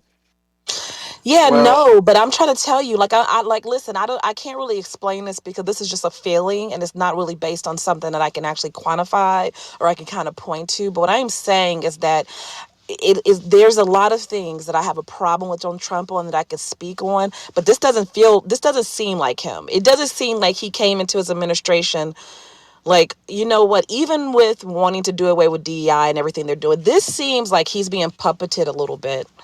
And so I'm really starting to believe in this dark enlightenment theory, and I'm starting to believe that the oligarchs have bankrolled his presidency. Somebody has something on him, or he's been promised something, and he's just, he's a businessman, and he's of low of he is of low moral value. So he's willing to make a deal at all cost. It doesn't really matter. But like I said, everyone thinks everything is Trump. I don't think so. I think we have real big problems, and we're gonna f around and find out, and we're gonna find out a little too late. And I'm gonna tell you that this is getting ready to be a class issue, and that's why I say, you know what? Like, regardless of whether you white, black, purple, pink, or green, if you're on the lower spectrum of the class here in America, you're gonna have a real problem. In combination with this new governmental style, combined with the advancements of AI, robotics, and all those kind of things, that you're gonna have a problem, and they're not gonna expect it. And I'm gonna tell you, it's gonna be ugly. It really is, because I believe in that the possibility of the dark enlightenment theory. It's just Vance. It's just a lot of stuff that's weird. How did he get to the vice presidential position to begin with? I know they painted a great story as to why, but it just doesn't make sense. And then when you think about it, what did they say that Peter Thiel, like, somebody bankrolled his venture capital fund? I don't know if that's true or not. I have to do the research on it, but it's starting to all make sense. And I just can't imagine Trump saying, "I'm going to intentionally not put one of these four black guys who I purported who I touted around, and I'm gonna intentionally not name them to one cabinet position." I don't think he was allowed to, personally. I will say one part of this executive order Trump's entirely right on. And here, let me read it. National Museum of African American History and Culture has proclaimed that hard work, individualism, and the nuclear family are part of white culture. They actually did say that. What do we think of that? Here, I'll give you proof. This was several years ago from the Miami Herald. Cindy, welcome back. So, several days ago, a proclamation was issued to sort of sanitize history, clean up all the bad things that America has done at our museum called the Smithsonian. Then Trump realized he doesn't have the authority to do that, but Vance sits on the board, and so he just released an executive order telling Vance to go in there and clean up. Let's not talk about the Trail of Tears, or let's not talk about slavery, right? Let's just talk about how great America is, right? In the Smithsonian. So that's what this order is. I've gone ahead and added a link here. Trump is correct. They did say this, and I didn't know having individualist views was part of white culture. I also didn't know the nuclear family was part of white culture. So that's wild to me. Trump's calling that out there. And here's the original infographic that was released by the Smithsonian 4 years ago, saying that this was part of white culture. I land. I Do was you know born in there's a a nuclear family. My family stuck together. I'm 60 odd. My family is nuclear. I don't know. I'm not individualizing it, but I don't understand why they just think that the nuclear family is white culture. It's crazy. But Well, anyway, Yvonne, that's I'm because you live so in glad I woke Canada back and up you to didn't come in have here. Joe Biden criminalizing crack cocaine and taking all the black fathers and putting them in prison for 20 years. That's why you think that, Yvonne. Hey, Skull, do you know if they are also addressing like trying to revise erase like Holocaust history too as well? Have you seen that pop up or not? Or is it only things that are directly tied to American history? It appears to just be American history. There's nothing in this proclamation about the Holocaust Museum or anything like that. But gosh, I did see an article a few weeks ago. Let me look. I'll be back. Cindy, Don't get waste on your up here. time. Don't waste your time. They're not deleting the Holocaust. Wow. I think you guys are smoking something in here tonight. I don't know what you're smoking, but Cindy, you might need a recap. They might mm, need to tell you what's mm-mm. kind of what they were talking about. I know for sure. I just can't listen to it anymore. It's like I don't care. No, I mean, they're Like, talking about an executive order with the Smithsonian, and they're talking about some very specific things. I mean, it's not speculation, it's things that are actually happening. here's what I say. Hmm. Let's wait till it happens. I mean, it Let's is wait till it happening. What are you happens. talking about, Cindy? It is It's happening. it's not all happening. So When let's just wait there's till an it's in. executive order, that means it's happening. I mean, what do you Not all mean? executive orders will get passed. You know it, and I know it. Well, what do you mean get passed? It's not a. Not gonna It's get not a. It's, passed. executive orders are not something that get passed, Cindy. I mean, I don't. I don't. I mean, I get it. Like I feel like it's crazy. I mean, there are people who are going to be greatly affected by the things that are happening, and I just don't think it's a fair thing to say. Just wait and see what happens. I mean, I think We just that. keep talking about the same thing, night after night after night after night. Well, I get a lot of good information from here that I'm able to synthesize in other directions Mm-hmm. and in different ways. And I'm sure there's other people here, that are actually able in some capacity to have some level of an impact. But I don't think not talking about it, makes sense. It seems like that's what everybody wants. It seems like this is what the MAGA party and this administration wants. It just wants to say, hey, like none of this stuff matters. Just forget about it, or it didn't happen, or you're cuckoo crazy. But that's just not the case. And I mean, if we look, I used to say all the time, like even when it came to women, I mean, I'm beyond, having a baby anymore. I mean, I still got the parts, y'all. Don't try to make it seem like I don't got the parts. I still can make a baby if I wanted to, but I mean, I'm just not going to. But I have always said they put the what you call it? What's the red? What was the name of that movie? What's the name of that show? Y'all know what I'm talking about. The red hood, the red. Y'all know what I'm talking about. Come on, y'all. Handmaid's Tale. The what? The Handmaid's Tale that you're talking about? The Handmaid's Tale. Yes. And you see stuff like that, and you're like, you can't wait. I mean, my whole thing is that I just want people to be informed and to have their eyes open because I think there are going to definitely be winners, but there's going to be a lot of losers in this situation. And you can look at it, the writing's on the wall, the executive orders are being passed. We see all of the manipulations that are taking place. And it's not even about Trump. That's the problem. It's not about him. It's about changing the very fabric, of our governmental system. And that can just be exploited at any time. And there's just going to be a lot of people who are going to lose on the end of that. And I'm concerned about it. So I don't know. I don't know what we should wait for. I think we were all open. I was open. I promise y'all, I was open to giving Trump a chance because I don't believe in just being against a president. I don't believe in that. Really, I don't. But it's like, damn, we're 2 months in and he has literally just went full metal jacket and just doing things that nobody even saw coming. People are rolling with it, but y'all know y'all didn't see the stuff coming. You thought he was going to close the border down, maybe, lower some taxes, change a few things, but y'all didn't see this coming. Y'all know y'all didn't. So let's be real about that. It's literally crazy what's happening.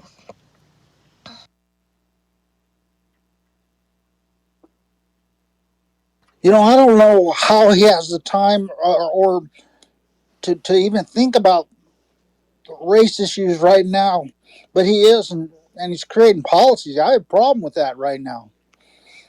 That shouldn't be the focus. There was nothing wrong. It wasn't broke. Don't fix it. Well, I expected him to do some things. I just think that it's extreme. And it's just like, we're 2 months in and where are we going with this? And everyone's cheering it on and like, yeah, they're cheering it on. But I don't know. It just seems like a lot. And like I said, I know that his base, I know they're just as shocked as we are. I know they didn't expect for what's happening with Canada, what's happening with Greenland, what's happening with Panama. I know that a lot of people, even though they didn't defend it, that we would be getting so cozy with Putin.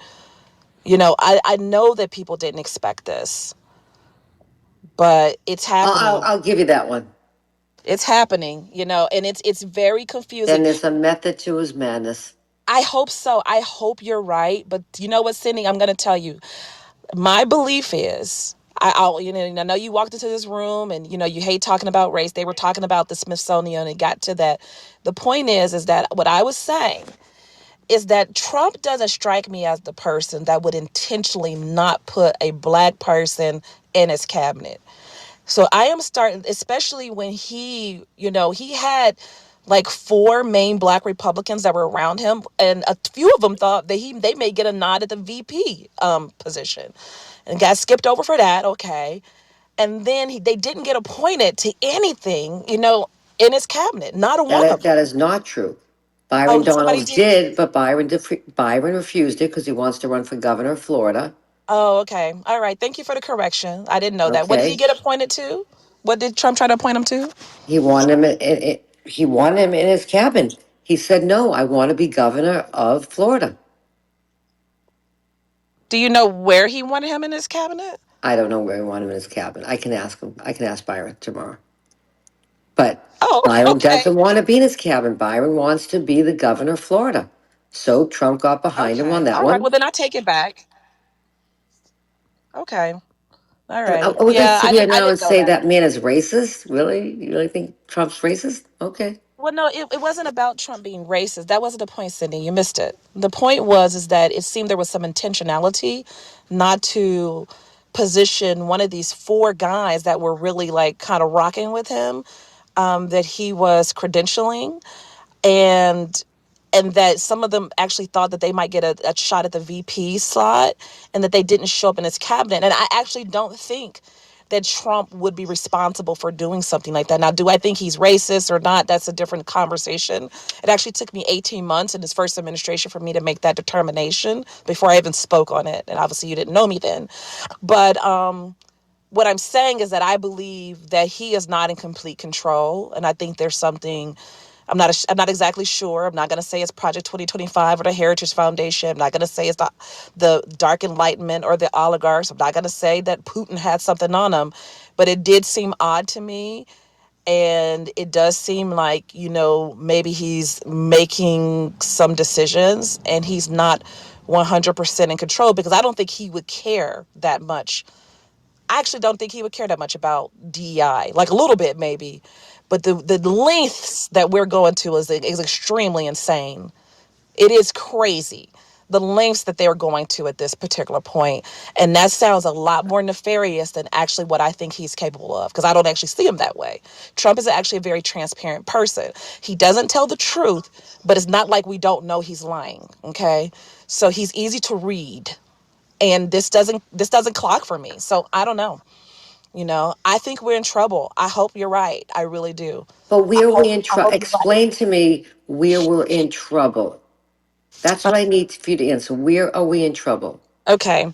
So the best way for me to explain this is to say that go through any point in history and look at any country when they were in trouble and then dial it back about 50 years, okay? Or 20 or 30 years.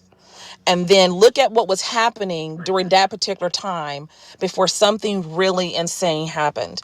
And what we noticed is not that it's going to be loud, and thunderous. It's just going to be small clues that just kind of inform you. And I don't think everybody's in trouble. There are definitely some people who will come out unscathed, or they will win, Like, in this environment. I think that this will be a class issue. So I think that the upper middle class and the wealthy will be okay. I think I kind of disagree on that one. okay. You don't think they'll be okay either? I think the upper middle class absolutely got hurt from him in the blue states. About the rest of us. Okay, that's number one. Where did he help people in the blue states? He hurt the upper and middle class in the blue states. You do know that, right? You saying Trump hurt? You said A Trump? 1000%. He killed us. He took away the salt tax. $10,000 flat write off a year. Where'd that help anybody on the Okay. upper middle class? Tell me. Yeah, I'm not talking about on that level. I'm not talking about Well, on again, that level. you took a big tax write off away from blue states. Yeah, no, So he I hurt can us. I can agree with you on that. What I'm saying is that I'm talking about something on a much larger scale than that. In terms, when I say hurt, I'm not saying like, hey, whether or not someone. What I mean is that if you're in the upper middle class and or you're wealthy, where I'm recommending that everybody try to get to as quickly as possible. That if something as far as life threatening happened to you, that you would actually be able to take money and pay a doctor to get some help. That's the kind of trouble that I'm talking about that people are going to be in. We're Because already in trouble with with doctors. What are you yeah, talking? no, not like What? that. No, not Oh, like that. I don't know anyone at this particular point personally that wasn't able to get the medical treatment to some degree, maybe not, exactly what they wanted or to the fullest capacity of what they needed. But I have a feeling that, we may begin, rolling some things back, and that there are going to be people, and we may live in America where we have true desperate Americans. Now we see it to a certain extent we have because that now. we do. You're right. But I can't necessarily say that those individuals, that there are not, some path or some resource that is available to them. It's just that they may not have access to it or be able to get it, or there's other reasons. But what I'm saying is that, you know, if we have a financial collapse and we end up people in the soup kitchens like we did in the Great Depression, we think those things can't happen, but they can. They can. And if that does happen, then if you are in the upper middle class, or you are the wealthy, you'll be able to deal with it. But poor and the lower middle class, black, white, pink, purple, and green, are really going to truly suffer. And that's the direction that I see where I see things going. And I'm not sure. And you may be, and Cindy, I hope you're right. I hope Trump, that he's getting in there and he's doing all of these things, and that they're going to be effective, and that all these ideas that Elon Musk has about AI and robotics and these 2-day work weeks and all this kind of stuff, I hope you guys are right. I really do.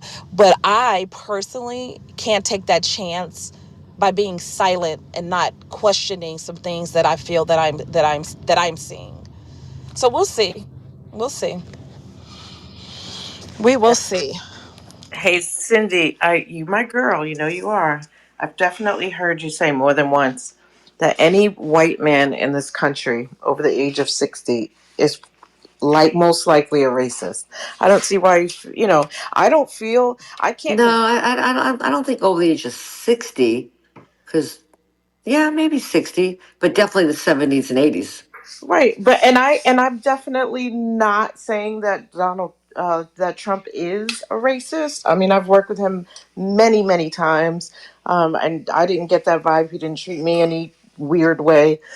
But I just found it funny, not funny, but strange that you said that you were like surprised or asking for Sean if she thinks that Trump is racist. Like it's just rubbish. Like it's not possible.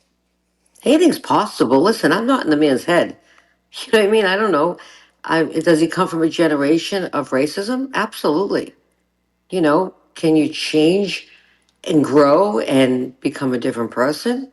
I think everybody can, but I'm not going to say if he's racist or not because I'm not in his brain. Yeah, I'm not saying that he is either. Maybe he hates everybody but white people that are like him. I don't know. Maybe he hates Jews. He hates black. I don't know. I have no clue because I don't know what's going on in the man's head. No, I know. I was just commenting because you said to Vishawn, you were like, "Oh, so Trump is racist?" Like, just like it's not Yeah, possible. if listen, if there was a time in his period that he was racist, I don't know, right? Maybe he was, maybe he wasn't. But if you sit here right now and tell me that he doesn't care about the black communities, I have a hard time believing that right now. Now, let him show me something different, then I'll agree with you. But right now, I don't see that.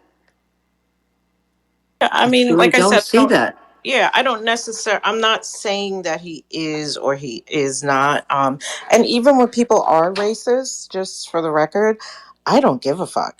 I don't care if someone wants to be racist, I feel they have the right to be. So go on ahead and be racist. It doesn't bother me one bit. Well, then we'll all go back and turn to Archie Bunker. How's that? So here's the problem, Cher. Like this is the thing that I really wish we The only could way we're have. going to end up in soup lines is if we default on the money we owe. Not That's how we're going to, and necessarily. then Cindy's right on it that. doesn't matter how rich, middle class, poor. If we're going to end up in the soup lines, we're all going to end up there together. Okay, so those interest rates don't come down. Where's Slazi in the room? No, Cindy's right on this. Cindy's right on this, Okay, folks, so for that's sure. the only way we are going to end up there. So the only way for this not to happen is he must bring down these interest rates. And there's only one way to bring down the interest rates. It's glad you know this to be true. The economy's got to go down for those rates to come down. Okay? What were you going to say, Vashawn? No, I just wanted to say that when we talk about things like, and this is the thing, this is our opportunity for like personal growth, because when we talk about homophobia or we talk about sexism and racism or whatever those words are, people think that they have to be evil or because they have a gay friend or because of whatever. They think that absolves them. But actually, it's a deep personal questions that a person has to really ask. I've had to ask myself these questions, and I mean, I hate to say it. I hope, I might get doxxed for it, but there was a time where I had to realize I had a lot of gay friends. But I realized that, to some degree, that I too had some level of homophobia because, like, I didn't want my son to be gay or something like that. You know what I mean? Like, when I sat down and thought about it, and then at the end of that discovery process, we may realize that, those values or those views are not going to change, but that it's just a truth that we have to live with. So a person doesn't have to be evil to be sexist, right? Yeah, like they don't have to be evil to be racist they don't have to be or xenophobic or those kind of things. That's not necessarily a requirement. They don't have to be violent, you know. It's just an idea. Sean, if you ask a man that has a son, right, Mm-hmm, would he rather his son be straight or gay? mm-hmm, Most would say they'd rather his son be straight, okay? That's true. Not because of any other reason, because they think that life would be easier and for the son, and maybe it's the ego of the father. I don't think a mother cares as much as a father does. I would not care if my son is gay or straight, right? I'm Hmm. going to love my child no matter what. But I think for a father, it might be a little bit more difficult to swallow. Well, it's not about whether you're going to love your child or not. It's just about what my point is Mothers that swallow different things than fathers can, period. Doesn't that is, mean that, it's just the father's mentality is, I'd rather my son be straight. They don't care about their daughters, by the way. If their daughters are lesbians, they're fine with that for whatever reason. But when it comes to their sons, they mhm. want their sons to be straight. I don't know. I didn't make the rules here. And that's But perfectly fine. Like, the thing about it is I believe in personal freedom and people to have, as long as your mindset and decisions, you have the right to decide that. Like, as long as they don't infringe upon mines, then that's okay. It's just that people have to be honest with themselves. So that father just have to be honest. He's a little homophobic. He may not hate gay people. He may not want to be violent towards them, what I'm saying, but he definitely have, some ideologies that's consistent, with that for a reason. And then he just has to go through life just understanding that that's the case. So, my whole point, I was just trying to illustrate that the litmus test of, these kinds of things is not necessarily because a person hates, right? It's an ideology, and it's not mitigated, simply because, you have gay friends, or you so-called support women, or you have black friends or whatever. It's not mitigated because of that. It's much deeper than that. And when we talk about it on a larger spectrum, when we talk about Trump, it's like, yeah, I mean, I don't know, one time I would have probably said no. Now, it's like, Trump's, it's like, then it's like his actions and the things that he do, and some people will say no, no, no, he's just telling the truth. He's just telling the truth. When he talk about Hispanic people and some of the things he's done, I mean, man, and like, if you feel some kind of way towards a group of people because you've heard certain negative experiences, like you have, ideologies towards Islamic people or whatever the case may be, I mean, you have to be honest with yourself. You have something going on, and you have to make a decision if that's how you want to feel. And if you do, that's fine. That's fine. Like, if I found out a person said, "Hey, I don't want you know, my child dating a black person, or this, that, and the other, or whatever." I mean, that's their prerogative. That's not everybody has the right to feel how they want to feel. That's up to them. But it's just about, like, I just think that sometimes we just don't really, I just think that we just haven't really had enough honest conversations with ourselves. We don't have an understanding, and then we can't. So then when things are brought up, it frustrates us because we're just not connected, to what this stuff all means. Now, on the same token, people scream racism, they scream sexism when it's not racism, when it's not sexism. So there's a problem on both ends of the spectrum, and I will admit that everything is racist, and I agree to that. 100%. I absolutely agree with you. And a conversation that I often have with my daughter is that some people, she'll say that some people are actually racists and some people have racist behavior. I guess it's behaviors that are just, I don't know, ingrained in them, taught to them by their parents or family or their community. So that's another layer that's added to it, which, I try to find, or, I try to find forgiveness for people like that, because there are some people who are just, I mean, if you tell a 5-year old uh, Asian people are bad or black people are bad, like, how? I mean, that's gonna go a long way with to that 5-year old. That's gonna probably go up into their 20s at least, or could. And there's another thing I was gonna say about racist behavior. I can't remember what the other part was, but oh, I know how. So another conversation I have with a friend of mine. I'm a very positive person. I'm sure any of you here who know me know that. But I do feel like there are some people who are absolutely not that I'm, God and I'm here to change people, but there's some people that are just never going to change. And, it's not my responsibility. I don't feel it my responsibility to change them. I mean, I'm sure you know, like KKK members and those kind of guys, like they're just never going to, I can't say, I can't generalize, but I guess my question is, do you guys feel that people can be enlightened, and or do you feel like there are some people who are just hopeless? Hopeless. Well, I'm gonna tell you what I think. I think that the problem is that people just have to come out of their bubbles in whatever area that they're in a bubble in. And that goes for everybody. That goes for absolutely everybody. And that's the biggest issue. And we need to be able, that's why I like Debate the News, because we can have, complex conversations, argue, and have different perspectives, but you can't help but to change your mind a little bit, on something that you once thought. So that goes for everyone.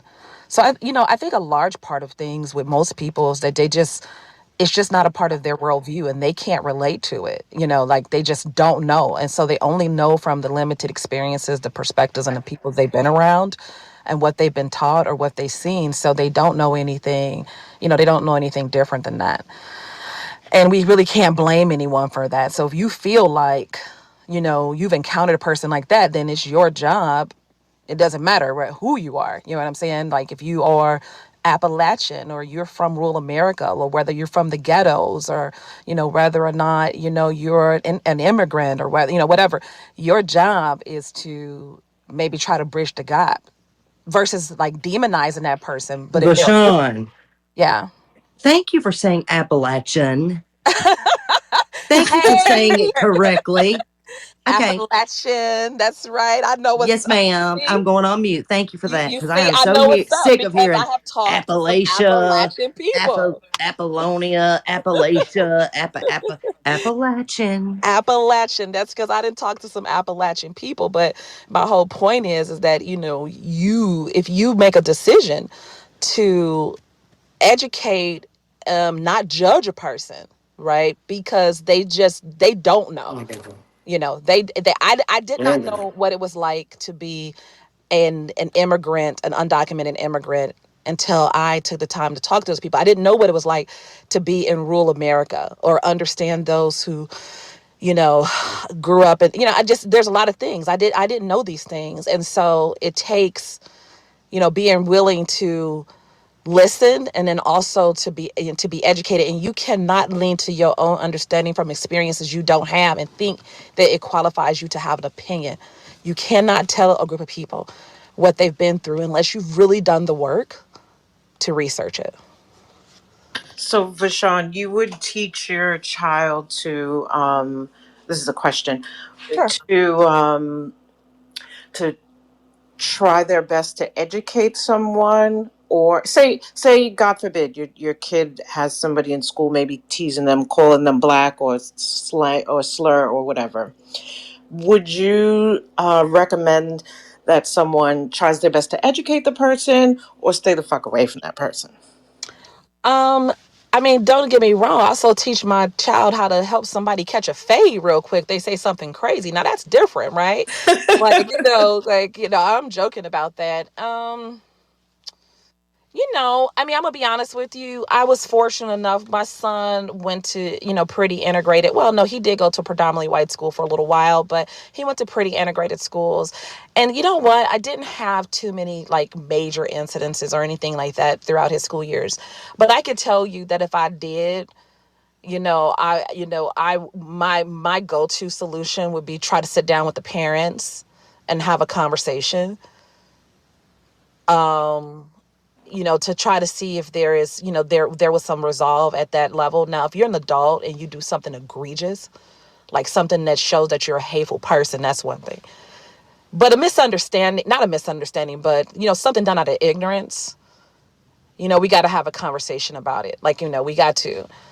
And hopefully that can happen a little bit more. But yeah, it gets bad on all sides, and I don't like it. And there was something recently happened. I'm not gonna bring it up, but I spoke out against it. And it wasn't in my interest to do so. You know, but yeah, so there's a lot to learn on all sides, but ignoring it, um, that doesn't help. That doesn't help to create any, create and resolve. So anyway, so yeah, but the whole Trump thing, just to kind of go back to that, guys, I don't know. What do you guys think? I mean, is he on the right track? Is all this stuff that he's doing just to move America forward? What do you think? I really had problems when he started messing with the funeral plots at the National Cemetery. Um, you know, the placards on there, changing them and stuff. I had problems with that. People that make their accomplishments in combat, and people get a lot of respect for what they do, and to have those removed uh, is disrespectful for everybody in the military, not just the race of the black race. It's everybody, because we don't look at each other as black or white while we're in the military. We don't see color too much, man, when we're in a foxhole, and we don't train like we're different people. So to pull that out, that was a problem with me. It just makes Okay, me but can you see where he's going with that though? Can you see that maybe, like, okay, in order for me to ask people to be objective, I have to too be objective, right? Even though I don't agree with a lot of things that are happening, but the whole idea is that, okay, for it's me, it not just tells me something's bigger than that, okay. and that's what bothers me. Is that's just the tip of the iceberg. That there's more coming, and there was more coming because look what's happening. They're talking about monuments being put back up. Uh, different things, and then the Smithsonian. Where else is it going to go? What else is going to happen? Mm-hmm. Yeah, no, I agree. You know what I think the biggest error is? The reason why I have a problem with some of the things that are being done, not necessarily as much in the workforce, because we know, really who that truly benefits, but just different organizations can't do programs to help marginalized people, or they don't want to, or they don't know what to do. And that I have a problem with. Or trying to create, opportunities and scholarships. But I'm going to tell you what minority communities went wrong. Dr. King, before he was assassinated, he had started the Poor People's Campaign, and he was bringing together poor whites and poor blacks, and just poor people in general. And that might have been the thing that got him killed. And so I think the unfortunate part of the story is that poor whites, they were forgotten, um, and deserve some advocacy. And that was a big mistake, because now those same poor whites, are, being convinced to align, with the wealthy. And ultimately, it's not going to really serve them in the long run. Well, Vashawn, I never knew about that campaign. I never knew that. Yep, right before he got assassinated, the Poor People's Campaign, that was his, and he was very deliberate that, it was for, poor people in general, because we understood from a historical perspective, like kind of what happened, in the early 1900s. Yeah, so anyways, but yeah, that's the thing. And I hope, I hope that I hope we figure this out, because poor people, marginalized communities, or groups of people that have any kind of disadvantages, special needs individuals. Like, don't get me wrong, I sometimes when I went into a restaurant, and I seen a dang on dog sitting in the booth, and I said, see, this is the reason why liberals take shit too far, right? Because I don't care what the situation is, there doesn't need to be a dog in a restaurant sitting at the booth. And I love dogs, okay? I'm sorry. And maybe, I mean, not maybe, absolutely, if somebody is seen impaired, okay? But not somebody's damn emotional support animal, okay? I'm sorry. Y'all dox me, cancel me, do whatever y'all want. I don't care. I So hate it. I hate it. you said you hate Hey, it. real quick, guys. Hey, guys. Thank you for coming to debate the news tonight. Make sure you guys are downloading. Uh, I guess multiple episodes. Guys, download the app, the Chatter Social app. Join us live for an argument or discussion on live discussion on the Chatter Social app. Guys, also make sure you guys follow the podcast for the people that's on CH as well as Chatter. Make sure you guys are following the podcast. CH, I'm about to take you guys down. So you guys are no longer be able to listen. You guys can come join us on Chatter if you like.